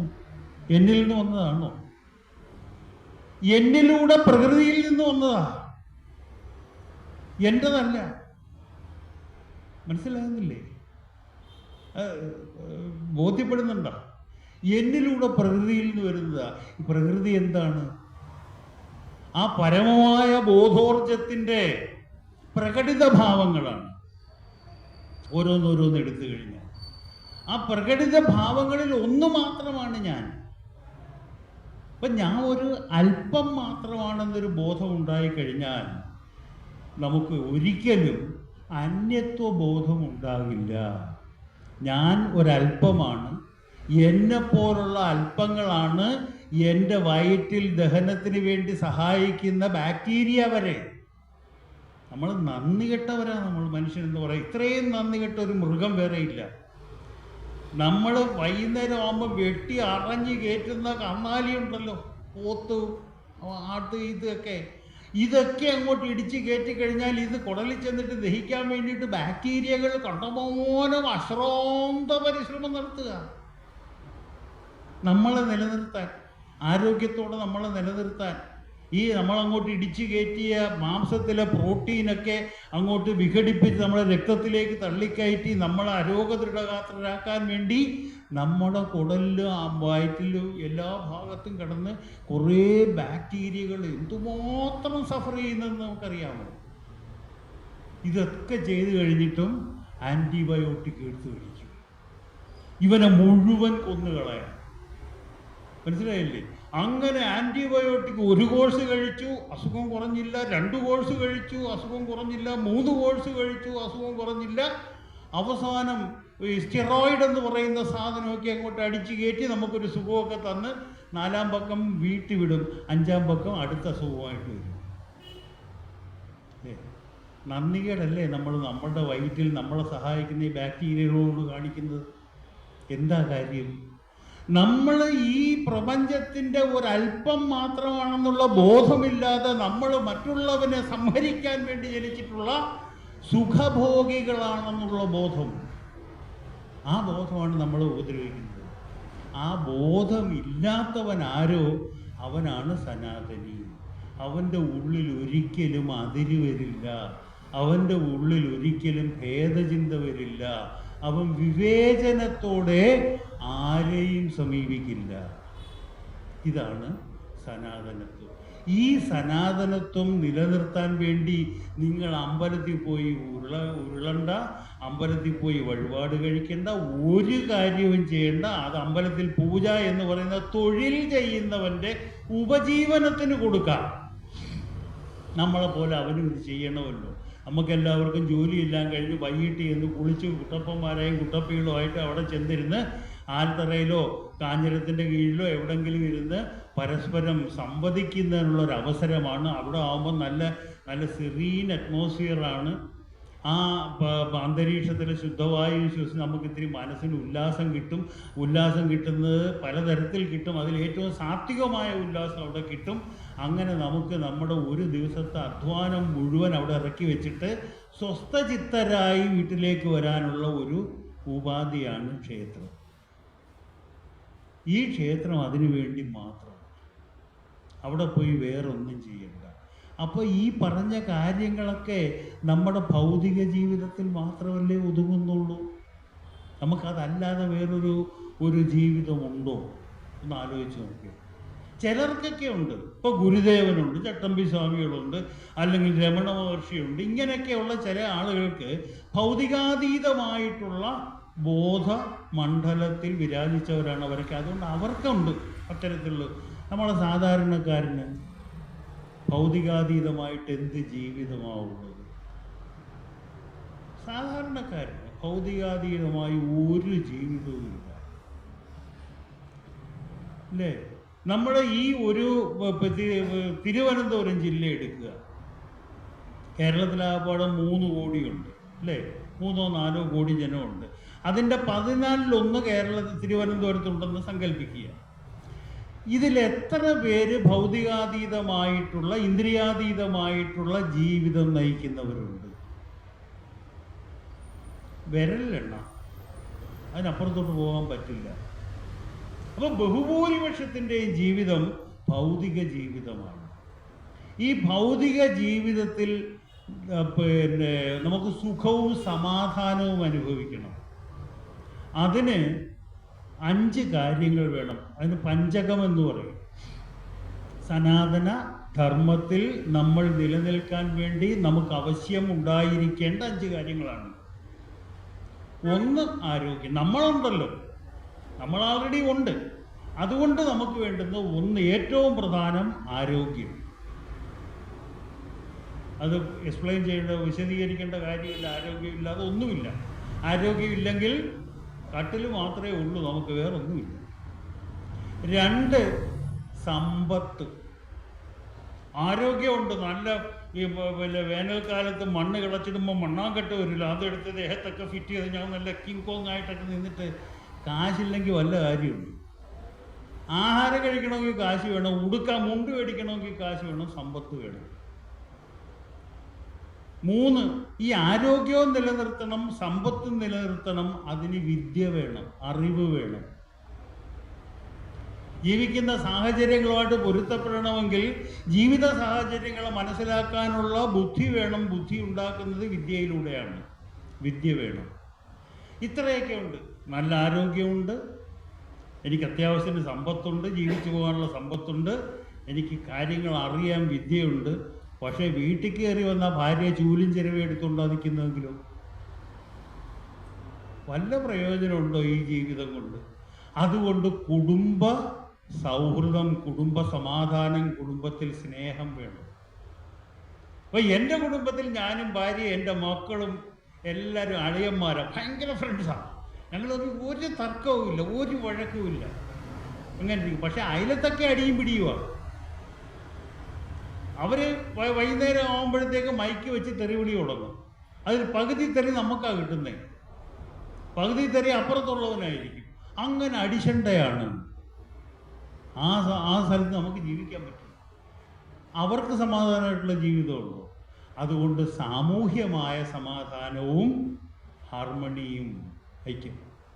അപ്പം ആരോഗ്യം, സമ്പത്ത്, വിദ്യ, കുടുംബൈക്യവും കുടുംബ സമാധാനവും, സാമൂഹ്യ ഐക്യവും സാമൂഹ്യ സമാധാനവും, ഈ 5 കാര്യങ്ങളാണ് നമ്മുടെ നിലനിൽപ്പിന് ആധാരമായിട്ടുള്ള പഞ്ചകങ്ങൾ. ഈ പഞ്ചകങ്ങളെ ഉണ്ടാക്കിയെടുക്കാൻ ഓരോ വ്യക്തിയെയും പ്രേരിപ്പിക്കുകയും ഇത് ആവശ്യമാണെന്ന് ബോധ്യപ്പെടുത്തുകയും ചെയ്ത് അവരെ നയിക്കണം. അത്രമാത്രം ചെയ്താൽ മതി ഒരാചാര്യൻ. വേറൊന്നും ചെയ്യണ്ട. ഞാൻ പറയാം, ഞാൻ എത്രയോ 76 മുതൽ കോളേജിലെ വിദ്യാർത്ഥികളെ പഠിപ്പിച്ചു തുടങ്ങിയതാണ്. ഞാനും 3 വയസ്സിന് ശേഷം, 3 വയസ്സ് കഴിഞ്ഞ് 3ാമത്തെ ജന്മദിനത്തിന് ശേഷമാണ് എന്നെ കുടിപ്പള്ളി കൊടുത്തി കൊണ്ടുപോകുന്നത്. അന്ന് മുതൽ ഇന്ന് വരെ പഠിച്ചുകൊണ്ടിരിക്കുകയാണ്. എന്നെ പഠിപ്പിച്ചിട്ടുള്ള ഒരു കാര്യവും ഞാൻ പഠിച്ചിട്ടില്ല, ഞാൻ സ്വയം പഠിച്ചിട്ടുള്ളതേ ഉള്ളൂ. കാര്യം അവരെനിക്ക് തന്നത് വെറും വിവരങ്ങൾ മാത്രമാണ്. എൻ്റെ അധ്യാപകർ എനിക്ക് തന്ന വിവരങ്ങൾ മാത്രമാണ്, അറിവല്ല. Mere information, not knowledge. നമ്മൾ സ്കൂളിൽ നിന്നും കോളേജിൽ നിന്നും ഒക്കെ നമുക്ക് കിട്ടുന്നത്, നമ്മൾ വായിക്കുന്ന പുസ്തകങ്ങളിൽ നിന്ന് കിട്ടുന്നത്, നമ്മൾ നേരിട്ട് അനുഭവിക്കുന്ന കാര്യങ്ങളിൽ നിന്ന് കിട്ടുന്ന പാഠങ്ങളൊക്കെ വെറും ഇൻഫർമേഷനാണ്, അതല്ല അറിവ്. ഈ അറിവ് വരുന്ന 2 വഴികളുണ്ട്. ഒന്ന് ഫിസിക്കൽ നോളജ്, അത് നമ്മൾ വായിച്ച് കേട്ട് പിന്നെ പരീക്ഷണം നടത്തി നിരീക്ഷിച്ച് വായിച്ച് മനനം ചെയ്തൊക്കെ നേടുന്ന അറിവൊക്കെ ഫിസിക്കലാണ്. അത് പുറത്തു നിന്നുള്ള വിവരങ്ങൾ അകത്തോട്ട് കയറ്റുന്നത്, അതൊക്കെ ഇൻഫർമേഷനായിട്ട് എനിക്കെത്തുള്ളൂ. പിന്നെ വേറൊന്നാണ് ഇൻറ്റുയിറ്റീവ് നോളജ്. നമ്മൾ നമ്മുടെ ഉള്ളിലെ ശക്തിവിശേഷങ്ങളെ ഉപയോഗിച്ചുകൊണ്ട് നമ്മുടെ അനുഭവങ്ങളെ മനനം ചെയ്ത് അവയുടെ അന്തരാളങ്ങളിലേക്ക് പോയി ഒളിഞ്ഞു കിടക്കുന്ന സത്യങ്ങളെ കണ്ടെത്തി കഴിഞ്ഞാൽ ആ സത്യങ്ങളാണ് ജ്ഞാനമായി നിൽക്കുന്നത്. ഇതാണ് വിദ്യ എന്ന് പറയുന്ന സാധനത്തിൽ ഉൾപ്പെടുന്നത്. അല്ലാതെ പള്ളിക്കൂടത്തിൽ പോയി MAക്ക് ഫസ്റ്റ് റാങ്കും PhDക്ക് ഏറ്റവും വലിയ അക്ലെയിമും ഒക്കെ മേടിക്കുന്നതല്ല. അത് ഇൻഫർമേഷൻ മാത്രമാണ്. ഈ ജ്ഞാനമുണ്ടാകണം. ആരോഗ്യം എന്ന് പറഞ്ഞാൽ നേരത്തെ പറഞ്ഞതുപോലെ ശക്തിയല്ല, രോഗമില്ലാത്ത അവസ്ഥ വേണം. രോഗമില്ലാത്ത അവസ്ഥയിലേ നമുക്ക് കാര്യപ്രാപ്തി ഉണ്ടാകൂ, ക്രിയാശേഷി ഉണ്ടാകൂ. അതുകൊണ്ടാണ്. അപ്പോൾ ആരോഗ്യം എന്ന് പറയുന്നതിനകത്ത് ക്രിയ ഉൾപ്പെടുന്നുണ്ട്. ക്രിയ, രോഗമില്ലാത്ത അവസ്ഥ. സമ്പത്ത് എന്ന് പറയുന്നത് എന്താണ്? ഞാൻ എനിക്ക് വേണ്ടി നേടുന്നത് മറ്റുള്ളവനെ ചൂഷണം ചെയ്താകരുത്. ഞാൻ എൻ്റെ ഉള്ളിലെ അറിവും എൻ്റെ ശരീരത്തിൻ്റെ ആരോഗ്യവും എൻ്റെ വിദ്യ കൊണ്ട് ഞാൻ നേടിയെടുത്തിട്ടുള്ള ബുദ്ധിശക്തിയും അവയെ പ്രയോഗത്തിൽ കൊണ്ടുവന്നും ഞാൻ നേടുന്ന സമ്പത്താണ് സമ്പത്ത്. ഞാൻ എന്തിനാണ് സമ്പത്തുണ്ടാക്കുന്നത്? എൻ്റെ നിലനിൽപ്പിനാണ്.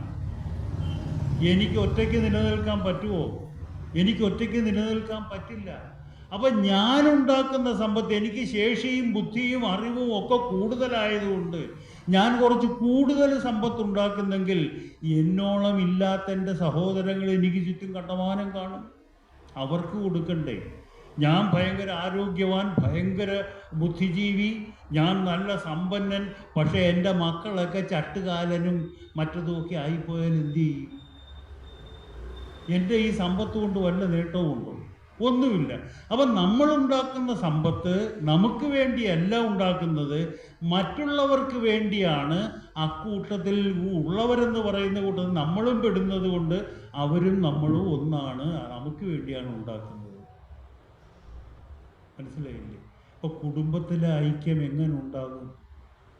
കുടുംബത്തിലെ ഐക്യം ഉണ്ടാകുന്നത് എപ്പോഴും വിട്ടുവീഴ്ച കൊണ്ടാണ്, സ്നേഹം കൊണ്ടല്ല. വിട്ടുവീഴ്ച കൊണ്ടാണ്. പരിപൂർണരായിട്ട് ആരുമില്ല. ചെറിയ കുട്ടിയായാലും ഏറ്റവും മുതിർന്നവനായാലും ഇംപെർഫെക്ഷൻ മാത്രമാണ്. പരിപൂർണതയില്ല, അപൂർണത മാത്രമേ ഉള്ളൂ. എൻ്റെ അപൂർണത മറ്റുള്ളവർ സഹിക്കണം എന്ന് പറയുന്ന പോലെ മറ്റുള്ളവരുടെ അപൂർണത ഞാനും സഹിച്ചാൽ മാത്രമേ കുടുംബത്തിൽ സ്നേഹവും സമാധാനവും ഉണ്ടാകൂ. ഇത് തന്നെയാണ് സമൂഹത്തിലും വേണ്ടുന്നത്. ഇതാണ് സനാതനത്വത്തിലെ അടിസ്ഥാനപരമായ നിലനിൽപ്പിൻ്റെ മൂലാധാരങ്ങൾ. ഇതാണ് സനാതനം. ഇനി ഈ സനാതനത്വത്തിൽ ഗുരുദേവന്റെ സ്ഥാനം എവിടെ? അതാണ് ഞാൻ പറയാൻ ഉദ്ദേശിച്ചത്. ഗുരുദേവന്റെ ഏറ്റവും വലിയ പ്രത്യേകത, ദൈവദശകത്തിൽ ദൈവത്തിനെ പറഞ്ഞിട്ടുണ്ട്, പിന്നെ കുറേ ദേവതകളെ പ്രകീർത്തിച്ചുകൊണ്ട് കീർത്തനങ്ങളും അതും ഇതുമൊക്കെ എഴുതിയിട്ടുണ്ട്. ദൈവദശകത്തിലെ ദൈവം നമ്മൾ ഈ പറഞ്ഞ ദൈവമൊന്നുമില്ല. അത്യുന്നതങ്ങളിലിരിക്കുന്നവനോ അല്ലെങ്കിൽ സ്വർഗത്തിരിക്കുന്നവനോ വൈകുണ്ഠത്തിലിരിക്കുന്നവനോ അല്ല. അത് ഞാൻ നേരത്തെ പറഞ്ഞിട്ടുള്ള ആ കാര്യം തന്നെ. അത് ദൈവദശകം നല്ലപോലെ ഒന്ന് മനസ്സിരുത്തി വായിച്ചു കഴിഞ്ഞാൽ നമുക്ക് ബോധ്യമാകും ഗുരുദേവൻ ആരാണെന്ന്.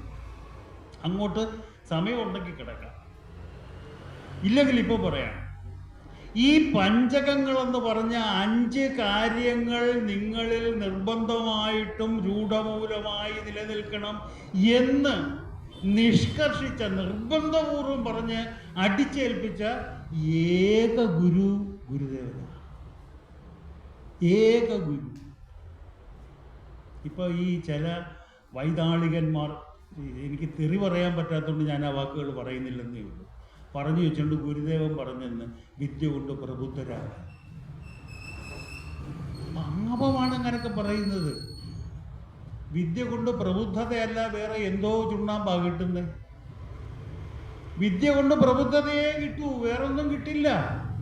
പിന്നെ ഗുരുദേവൻ പറഞ്ഞിട്ട് വേണോ വിദ്യ കൊണ്ട് പ്രബുദ്ധരാകാൻ? ഗുരുദേവൻ അത്ര മണ്ടനാണ്. പറയുന്നതുകൊണ്ട് വേറൊന്നും കരുതരുത്. ചില രാഷ്ട്രീയ കോമരങ്ങളും ചില സാംസ്കാരിക നായകളും കുറേ കള്ളുഷാപ്പ് മുതലാളിമാരും ഗുരുദേവൻ്റെ അപ്പോസ്തലന്മാരായിട്ടുണ്ട്. ഗുരുദേവൻ പറഞ്ഞ കാര്യങ്ങളെയൊക്കെ വക്രീകരിച്ച് അവതരിപ്പിക്കുക. അവൻ്റെ വിവരക്കേട് കൊണ്ട്. അവൻ ബോധപൂർവം ചെയ്യുന്ന പാപമല്ല, അവൻ്റെ വിവരക്കേട് കൊണ്ട് പറ്റുന്നതാണ്. ഇത് ഏറ്റുപിടിച്ച് നടക്കാൻ വിദ്യാസമ്പന്നന്മാരും ഒക്കെ ആയിട്ട് ആളുകൾ ഇറങ്ങുക. അത് ചെയ്യരുത്, ദയവ് ചെയ്ത് നിങ്ങളാരും ചെയ്യരുത്. ഗുരുദേവനോട് തരുമ്പെങ്കിലും ഭക്തി വേണ്ട, ആ വോട്ട് എന്നൊരു മനോഭാവമെങ്കിലും ഉണ്ടെങ്കിൽ ഗുരുദേവൻ്റെ വചനങ്ങളെ ഒരിക്കലും തെറ്റിക്കരുത്, തെറ്റായി പ്രദർശിപ്പിക്കരുത്. വിദ്യ കൊണ്ട് പ്രബുദ്ധരാകാനല്ല ഗുരുദേവൻ പറഞ്ഞത്, വിദ്യ കൊണ്ട് സ്വതന്ത്രരാകാൻ. വിദ്യ കൊണ്ട് എതിൽ നിന്നാണ് സ്വാതന്ത്ര്യം കിട്ടണ്ടേ? നമുക്ക് പാരതന്ത്ര്യങ്ങൾ കണ്ടമാനമുണ്ട്. നമ്മുടെ സ്വാതന്ത്ര്യത്തിന് വിഘാതങ്ങളായിരിക്കുന്ന ശതകോടി കാര്യങ്ങളുണ്ട്. അവയിൽ നിന്നെല്ലാം മോചനം കിട്ടാൻ വിദ്യ വേണം. നമ്മൾ സ്കൂളിൽ നിന്നും കോളേജിൽ നിന്നും ഒക്കെ നേടുന്ന വിദ്യയുടെ ഒരു പരിണത രൂപമാണ് ആറ്റം ബോംബ്, അല്ലേ? നമ്മൾ ഇന്ന് ഉപയോഗിക്കുന്ന ആയുധങ്ങൾ, ഈ ആയുധങ്ങളും ആറ്റം ബോംബും ഒക്കെ വിദ്യ കൊണ്ട് നമുക്ക് സ്വാതന്ത്ര്യം തരുമോ? നമ്മളെ പിശാചുക്കളാക്കുകയല്ലേ ചെയ്യുന്നേ. പൈശാചികതയിൽ നമുക്ക് സ്വാതന്ത്ര്യം തരുമോ? അപ്പോൾ ആ വിദ്യയല്ല ഗുരുദേവൻ പറഞ്ഞ വിദ്യ. ഞാൻ നേരത്തെ പറഞ്ഞതാണ്. ഗുരുദേവൻ പറഞ്ഞ വിദ്യ ആത്മജ്ഞാനമാണ്. നീ ആരെന്ന് നീ അറിയുക. നീ ആരെന്ന് അറിഞ്ഞു കഴിഞ്ഞാൽ നിനക്ക് ഒരു പാരതന്ത്ര്യവും ഉണ്ടാകില്ല. ആത്മബോധമുള്ളവനെ പോലെ സ്വാതന്ത്ര്യം ആസ്വദിക്കുന്നവൻ വേറൊന്നില്ല. എനിക്ക് വ്യക്തിപരമായിട്ട് അനുഭവമുള്ളത് കൊണ്ട് പറയുകയാണ്. ആത്മബോധമൊക്കെ ആർജിച്ചവനാണെന്നല്ല ഞാൻ അഹങ്കരിക്കുന്നത്. അതിലേക്ക് നടന്നു കയറാനുള്ള ഒരു ചുവട് വയ്ക്കാനുള്ള ധൈര്യം എനിക്കുണ്ടായി. അതുകൊണ്ട് അതിൻ്റെ ഗുണം എനിക്കുണ്ട്. നമ്മുടെ ജീവിതത്തിൽ എല്ലാ ആളുകൾക്കും പ്രതിസന്ധികളുണ്ടാകും. ഒരു കാലഘട്ടത്തിൽ പ്രതിസന്ധികൾ സൃഷ്ടിക്കലായിരുന്നു എൻ്റെ പണി. അതിന് എല്ലാത്തരം ദുർമാർഗങ്ങളും ഞാൻ അവലംബിക്കുമായിരുന്നു. പക്ഷെ ഒരു ഘട്ടം കഴിഞ്ഞ് വന്നപ്പോൾ ദൈവദൂതനെ പോലെ ഒരാൾ എന്നെ ഇങ്ങോട്ട് അന്വേഷിച്ചു. അതാ അതിൻ്റെ അതിശയം. ഞാൻ ഈ പല ഈ സന്യാസിമാരെയും ഗുരുക്കന്മാരെയും ആചാര്യന്മാരെയും മത മേധാവികളെയും ഒക്കെ കാണാറുണ്ട്. അവരുമായിട്ട് സംസാരിക്കാറുണ്ട്. സംസാരിക്കുമ്പോഴൊക്കെ ഞാൻ പോകുന്നു ഗുരുദേവൻ പറഞ്ഞതിന് നേരെ എതിരാ. വാദിക്കാനും ജയിക്കാനും അല്ല, അറിയാനാണ് ഇവിടെ വരേണ്ടതെന്ന് ഗുരുദേവൻ പറഞ്ഞില്ല. അത് നേരെ വിരുദ്ധമായിട്ട് ഞാൻ പോകുന്നത്. അയാൾ ഇത്രയും വലിയ ആളാണെന്നും പറഞ്ഞിരിക്കും. ഞാൻ ഇത്രയും MA ഒക്കെ പാസ്സായി കാളയിൽ വാദ്യരായി ഇത്രയൊക്കെ വായിച്ച് പഠിച്ച് മനസ്സിലാക്കി എന്നെ തോപ്പിക്കായൊക്കെ പറ്റുമോ എന്നുള്ള ഭാവത്തിലൊക്കെ ചെന്നിരിക്കുക. അവസാനം അടിച്ചണ്ടയാകും. അങ്ങേര് സാത്വികനായതുകൊണ്ട് തല്ലത്തില്ല, തെറിയും പറയത്തില്ല. ഞാൻ എന്തെങ്കിലുമൊക്കെ മനസ്സിൽ പറഞ്ഞുകൊണ്ടിറങ്ങി ഇനി പോരും. അങ്ങനെ ഒരു സമയത്ത് എനിക്ക് അപാരമായൊരു ഗിൽറ്റ് വന്നു. അതിന് ഭംഗ്യതരേണ പറയാം, എൻ്റെ അച്ഛൻ, ഞങ്ങൾ 5 മക്കളാണ്, 5 പേരെയും പഠിപ്പിച്ച് 5 പേർക്കും കല്യാണമാക്കി 5 പേർക്കും തൊഴിലുമൊക്കെ ആയതിനു ശേഷം അച്ഛൻ സന്യസിക്കാൻ പോയി. അച്ഛൻ്റെ ഗുരു അദ്ദേഹത്തിനെ കാണാൻ ഒരു ദിവസം. അപ്പോൾ എൻ്റെ മനസ്സിൽ ഞാൻ ചെയ്ത ഒരു മഹാഭൂകൃതരത്തിൻ്റെ കുറ്റബോധം എന്നെ ഇങ്ങനെ ഇടിച്ച് പിഴിയുക. അവിടെ ചെന്ന് എന്നെ കണ്ടപ്പോൾ ഇദ്ദേഹം അസാധാരണമായൊരു ചിരി ചിരിച്ചു. ഞാൻ പാദനമസ്കാരം ചെയ്തു. അപ്പം തന്നെ എൻ്റെ മനസ്സിലുണ്ടായിരുന്നതെല്ലാം ഷൂന്ന് പറഞ്ഞു. നല്ലപോലെ വീർത്തിരിക്കുന്ന ബലൂണിലൊരു പിന്ന് കയറ്റിക്കഴിഞ്ഞാൽ പെട്ടെന്ന് ഷൂ എന്ന് പറഞ്ഞ് കാറ്റ് പോകത്തില്ലേ, അതുപോലെ എന്നിലെ കുറ്റബോധവും പാപബോധവും എല്ലാം ഷൂ എന്ന് പോയി. ഇത് അദ്ദേഹത്തിന് എങ്ങനെ സാധിച്ചു? ഇതാണ് യഥാർത്ഥ ഗുരു. കാര്യം തന്നെ ആശ്രയിച്ച് വരുന്നവൻ്റെ, തന്നെ വിശ്വസിക്കുന്നവൻ്റെ ഉള്ളിലുള്ള കളങ്കങ്ങൾ, കളങ്കം എന്ന് പറഞ്ഞാൽ കള്ളത്തരം മാത്രമല്ല, ഏത് മാലിന്യവും, അതിനെ മുഴുവൻ സ്വാംശീകരിച്ച് പ്രകൃതിയിലേക്ക് തന്നെ വിട്ടുകളയാൻ, ആ ഊർജത്തിന്, ആ ഊർജത്തെ മുഴുവൻ സ്വാംശീകരിച്ച് പുറത്തോട്ട് വിടാൻ ശേഷിയുള്ള ആളാണ് യഥാർത്ഥ ഗുരു. മനസ്സിലാകുന്നില്ലേ? അപ്പം നമ്മളെ ഇങ്ങനെ ക്ലെൻസ് ചെയ്യാൻ, ശുദ്ധീകരിക്കാൻ അവർക്ക് സാധിക്കും. അത്തരത്തിൽ ശുദ്ധീകരിക്കാനുള്ള മാർഗം നമുക്ക് കാണിച്ചു തന്ന മഹാനുഭാവനാണ് ഗുരു. ഗുരു ദൈവത്തെ ഒന്നും പ്രാർത്ഥിക്കാൻ നമ്മളോട് പറയുന്നില്ല. ഗുരു പറയുന്നത് നീ നിന്നെ കാണുക, നിന്നെ മനസ്സിലാക്കുക, നീ അറിയുന്ന നിന്നെ നീ നിന്റെ ദൈവമായി കണക്കാക്കിക്കൊള്ളുക. ഇത്രയേ ഉള്ളൂ. ഇത്രയേ ഉള്ളൂ, വേറെ ഒരു കാര്യവുമില്ല. അപ്പോൾ ഗുരുദേവൻ ഇങ്ങനെ നടന്നൊക്കെ പോകുമ്പോൾ പലരും ഗണപതിയെ ധ്യാനിക്കുന്നു, ചിലർ മുരുകനെ ധ്യാനിക്കുന്നു, ചിലർ ശിവനെ ധ്യാനിക്കുന്നു, ചിലർ ദേവിയെ, ഇങ്ങനെ പലരും ഉണ്ട്. അപ്പോൾ ഇവരെല്ലാവരും അവരുടെ ഒരു ആശ്രയിക്കാവുന്ന ഒരു ബോധമായിട്ട് ഇത്തരം ദേവതകളെ സങ്കല്പിക്കുന്നെങ്കിൽ മതി. ഈ അവൻ്റെ ഉള്ളിലെ സ്വത്വത്തെ, അവൻ്റെ ഉള്ളിലെ സാത്വികതയെ അവൻ ബിംബീകരിക്കുകയാണ് ഈ ദേവതകളുടെ രൂപത്തിൽ. അങ്ങനെയാണെങ്കിൽ അവനെ തന്നെ അതിൽ കണ്ടോട്ടെ. നീ ഒരു കാര്യം ചെയ്യ്, നീ മനസ്സ് പൂർണ്ണമായിട്ട് അതിൽ അർപ്പിച്ചുകൊണ്ട് ഈ ഗീതങ്ങൾ ഇങ്ങനെ പാടിക്കോ. നിന്റെ മനസ്സ് പൂർണ്ണമായിട്ടും അതിൽ വേണം. സ്വാഭാവികമായിട്ട് നീ ഏത് ബിംബത്തിൽ നിന്ന് ഇത് പ്രതിഫലിക്കണമെന്ന് ആഗ്രഹിക്കുന്നുവോ ആ ബിംബത്തിൽ ചെന്നിട്ട് ആ ബിംബം തന്നെ നിന്നിലേക്ക് തിരിച്ചെത്തിക്കും. നീ ശുദ്ധനാവും. ഇതാണ് ഗുരുദേവൻ കാണിച്ചു തന്ന മാർഗം. അല്ല, വേറെ ഒന്നുമല്ല, വേറെ ഒന്നും ചെയ്യുന്നില്ല. അപ്പം നമ്മുടെ ഈ ഭൗതികമായിട്ടുള്ള മാറിപ്പോയി, വഴിമാറിപ്പോയി. വിദ്യ വന്നു കഴിഞ്ഞപ്പോഴാണ് വിദ്യ കൊണ്ട് സ്വതന്ത്രരാകുക, സംഘടന കൊണ്ട് ശക്തരാകുക. ഞാൻ നേരത്തെ പറഞ്ഞില്ലേ, സാമൂഹ്യമായിട്ടുള്ള സമാധാനവും ഐക്യവും. ആ സാധനമാണ് ഗുരുദേവൻ പറഞ്ഞത് സംഘടന കൊണ്ട് ശക്തരാകാൻ. അല്ലാതെ ഏതെങ്കിലും ഒരു ജാതി വിഭാഗം മാത്രം സംഘടിച്ചുകൊണ്ട് മറ്റുള്ളവനെ തെറിവിളിക്കുക അല്ല. സംഘടന എന്ന് പറഞ്ഞാൽ ഒരേ തരത്തിലുള്ള ആളുകൾ കൂട്ടായ്മയിൽ വരിക എന്നേ ഉള്ളൂ. അല്ലാതെ ഏതെങ്കിലും ഒരു ലേബലിന്റെ പേരിൽ ഒന്നിക്കാനല്ല പറഞ്ഞത്. നമ്മളൊക്കെ ഒരു യോനിയിൽ നിന്ന് പിറന്ന മനുഷ്യരാണല്ലോ, അല്ലേ?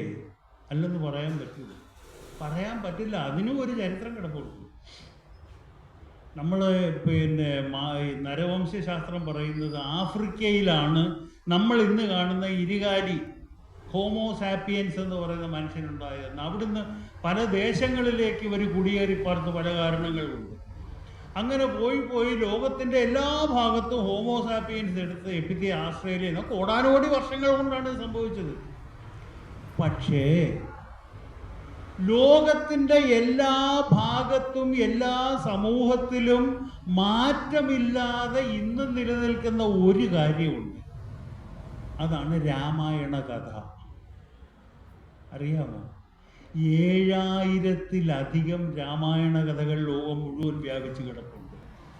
ലോകത്തിലെ എല്ലാ ജനപഥങ്ങളിലും ഒരു രാമായണം പോലല്ല മറ്റൊരു രാമായണം, പക്ഷെ മൂലകഥ ഒന്ന് തന്നെയാണ്. പേരുകളൊക്കെ വ്യത്യാസം വരും, സ്ഥലപ്പേരുകൾ വ്യത്യാസം വരും, പിന്നെ ഈ നടന്ന സംഭവങ്ങളുടെ അടുക്ക് മാറിയെന്നിരിക്കും, പക്ഷെ മൂലകഥ ഒന്ന് തന്നെയാണ്. അതെങ്ങനെ സംഭവിക്കും? ആഫ്രിക്കയിൽ നിന്ന് പലായനം ചെയ്തവർ അവരുടെ ഗോത്രം മുതലായിട്ട് ഈ മിത്തിനെ കൊണ്ട് നടന്ന് കാണുമല്ലോ. അത് അവർ നിലനിർത്തി കാണും, അല്ലേ? അപ്പം ഈ പ്രപഞ്ചത്തിലുള്ളവരെല്ലാവരും അവരുടെ ഐഡൻറ്റിറ്റിയുടെ, അവരുടെ അസ്തിത്വത്തിൻ്റെ, അവരുടെ സ്വത്വത്തിൻ്റെ അടിസ്ഥാനമായി ഐഡൻറ്റിറ്റിയായി കാണുന്ന ഒരു മിത്ത് രാമായണമാണെങ്കിൽ നമ്മളെല്ലാവരും ഒരു യോനിയിൽ നിന്ന് തന്നെ പിറന്നവരല്ലേ? പല സമൂഹങ്ങളായി, പല സംസ്കാരങ്ങളായി, പല ദേശങ്ങളിലായി, പല രൂപങ്ങളിലും ഭാവങ്ങളിലുമായി നമ്മൾ ചിന്നിച്ചിതറി കിടക്കുന്നെങ്കിൽ നമ്മളെല്ലാവരും ഒരു കുടുംബത്തിൽപ്പെട്ടവരാണ്. ആ ബോധമാണ് സംഘടനാബോധം. ഇപ്പം ഞാൻ എൻ്റെ കൂടെയുള്ള സാറന്മാരെ മാത്രം സംഘടിപ്പിച്ചുകൊണ്ട് ഞാൻ ഘോരമായിട്ട് സംഘടനാ പ്രവർത്തനം നടത്തുമ്പോൾ സ്വാഭാവികമായിട്ട് വാദ്യന്മാരുടെ താല്പര്യം ക്ലർക്കന്മാരുടെ താല്പര്യത്തിനും വ്യത്യാസം വരും. അപ്പോൾ ക്ലർക്കന്മാർ പ്രത്യേകം സംഘടിച്ച് അവർ ശക്തരാകും. അപ്പോൾ താല്പര്യങ്ങൾ തമ്മിലുള്ള സംഘർഷം വരും, അടിപിടിയാകും. വാദ്യന്മാർ ശേഷി കുറഞ്ഞവരും NGO യൂണിയൻ ഇല്ലാത്തതുകൊണ്ടും തല്ലി മേടിക്കും, മറ്റവൻ തല്ലി ജയിക്കും. ഇതല്ലേ സംഭവിക്കുന്നത്? അപ്പോൾ ആ സംഘടനയാണോ ഗുരുദേവൻ പറഞ്ഞത്? അതല്ല. ഭാവഭേദമില്ലാതെ ഒരു യോനിയിൽ ജനിച്ചവരെല്ലാവരും ഒന്നാണ് എന്ന രൂപത്തിൽ എല്ലാവരെയും ഉൾക്കൊള്ളുക. എങ്കിൽ മാത്രമേ നിനക്ക് ശക്തി ഉണ്ടാകൂ. നിനക്ക് ഒറ്റയ്ക്ക് ഒരിക്കലും ശക്തി ഉണ്ടാകില്ല. നിന്റെ ശക്തി നിന്റെ കൂട്ടുകാരുടെ ശക്തിയാണ്, നിന്റെ കൂടെയുള്ളവരുടെ ശക്തിയാണ്. ഞാൻ അശക്തനാണ്, എൻ്റെ ശക്തി എനിക്ക് പുറത്തുള്ളവരാണ് എന്നൊരു ബോധം ഉണ്ടാകണമെന്നാണ് ഗുരുദേവൻ പറഞ്ഞത്.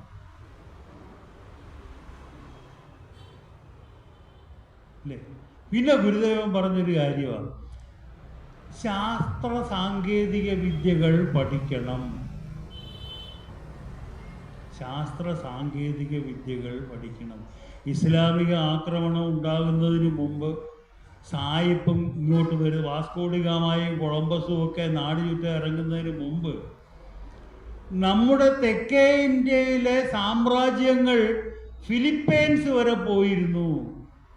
തെക്കേ അമേരിക്കയിലെ ബ്രസീല്, ചിലി തുടങ്ങിയിട്ടുള്ള രാജ്യങ്ങളുള്ള തെക്കേ അമേരിക്കൻ ഭൂഖണ്ഡത്തിൽ വരെ നമ്മുടെ ചോളചേര സാമ്രാജ്യങ്ങളുടെ സ്വാധീനമുണ്ടായിരുന്നു.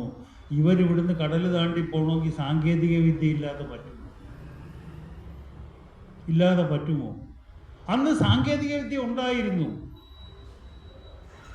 ഒരു ഘട്ടം കഴിഞ്ഞപ്പോഴത്തേക്ക് നമ്മുടെ സാമ്രാജ്യങ്ങളെ മുഴുവൻ ശിഥിലമാക്കിയിട്ട് വൈദേശികരിവിടെ വന്നു കഴിഞ്ഞപ്പം അവൻ്റെ വികലമായ സാങ്കേതികത്വത്തെ അടിച്ചേൽപ്പിക്കാൻ ശ്രമിച്ചതിൻ്റെ ഫലമായിട്ടാണ് നമ്മുടെ സാങ്കേതിക വിദ്യ നഷ്ടമായത്. അത് കവർ ചെയ്യാൻ വേണ്ടിയിട്ടാണ് ഗുരുദേവൻ പറഞ്ഞത് ശാസ്ത്ര സാങ്കേതിക ജ്ഞാനം ഉണ്ടാക്കണം. എന്തിനു വേണ്ടിയിട്ടാണ്? ശാസ്ത്ര സാങ്കേതിക ജ്ഞാനം ഉണ്ടാക്കി ഞാൻ ലോകത്തിലെ ഏറ്റവും വലിയ ഒരു 600 നോബൽ സമ്മാനം ഒന്നിച്ചു മേടിച്ച് ശാസ്ത്രജ്ഞനായാൽ എൻ്റെ വീട്ടിൽ സമാധാനമില്ലെങ്കിൽ എൻ്റെ ഈ ജന്മം കൊണ്ട് വല്ല പ്രയോജനമുണ്ടോ? ഒന്നുമില്ല. അപ്പോൾ ഈ ശാസ്ത്ര സാങ്കേതിക, ഞാൻ നേരത്തെ പറഞ്ഞ പഞ്ചകം മനസ്സിൽ വെച്ചേക്കണം. ശാസ്ത്ര സാങ്കേതിക വിദ്യ എന്ന് പറയുന്നത് വിദ്യയല്ല, ഇൻഫർമേഷൻ മാത്രമാണ്. ആ ഇൻഫർമേഷൻ എന്ന് പറയുന്നത് നമ്മുടെ ഭൗതിക നിലനിൽപ്പിന് ആവശ്യമായി വരും മാറുന്ന കാലഘട്ടത്തിൽ. അത്രേ പറഞ്ഞുള്ളൂ. അതും ഭൗതികമായ നിലനിൽപ്പിന് വേണ്ടിയിട്ടാണ് പറഞ്ഞത്. കൃഷിയും വ്യവസായങ്ങളും തുടങ്ങണം. അദ്ദേഹം ശിഷ്യന്മാരോട് ഉപദേശിച്ചതാണ്.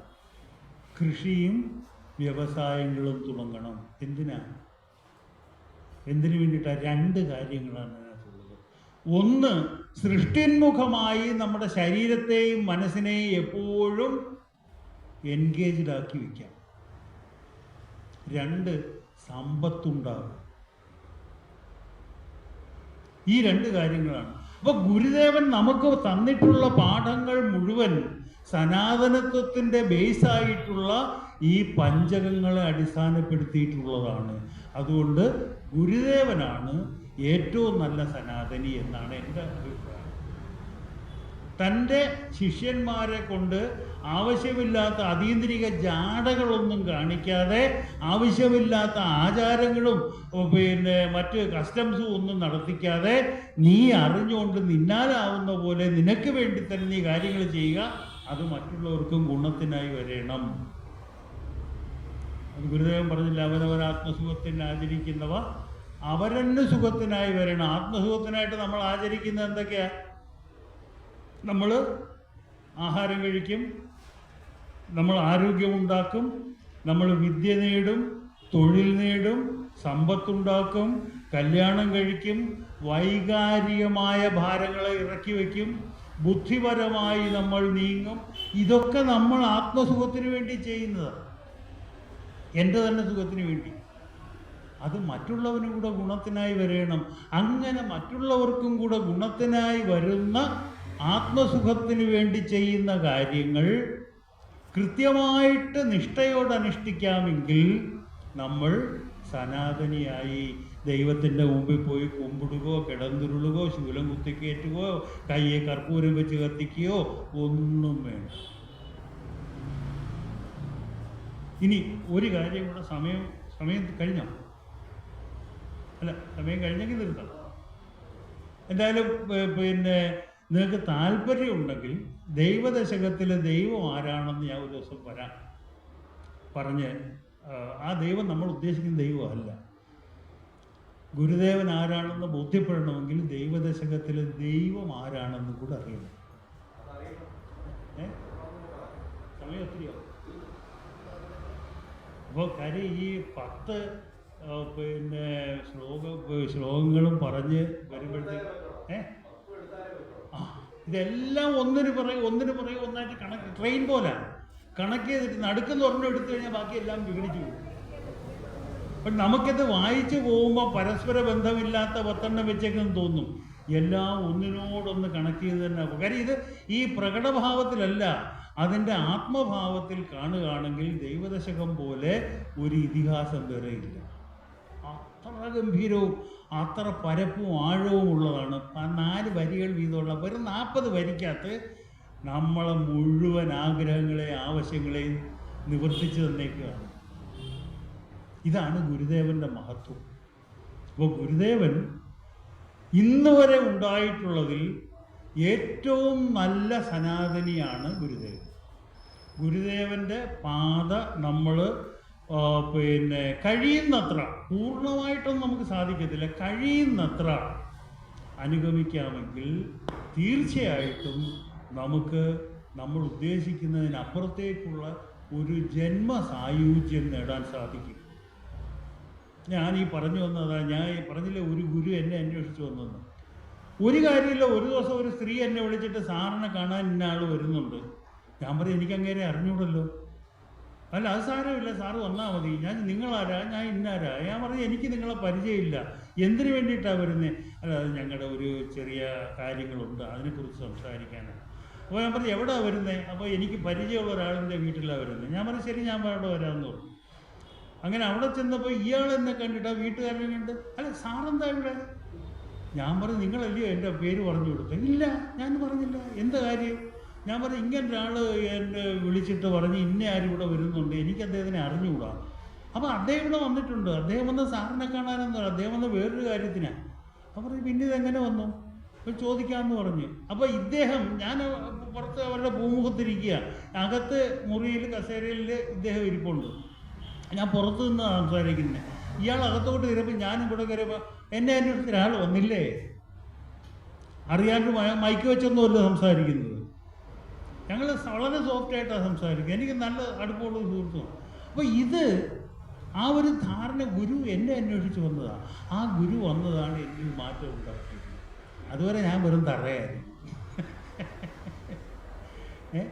അപ്പോൾ ഈ ഒരു ഗുരുവിന് ശിഷ്യനെ കിട്ടുന്നത് പോലെ ശിഷ്യന് ഗുരുവിനെ കിട്ടുന്ന ഒരു നിയോഗം.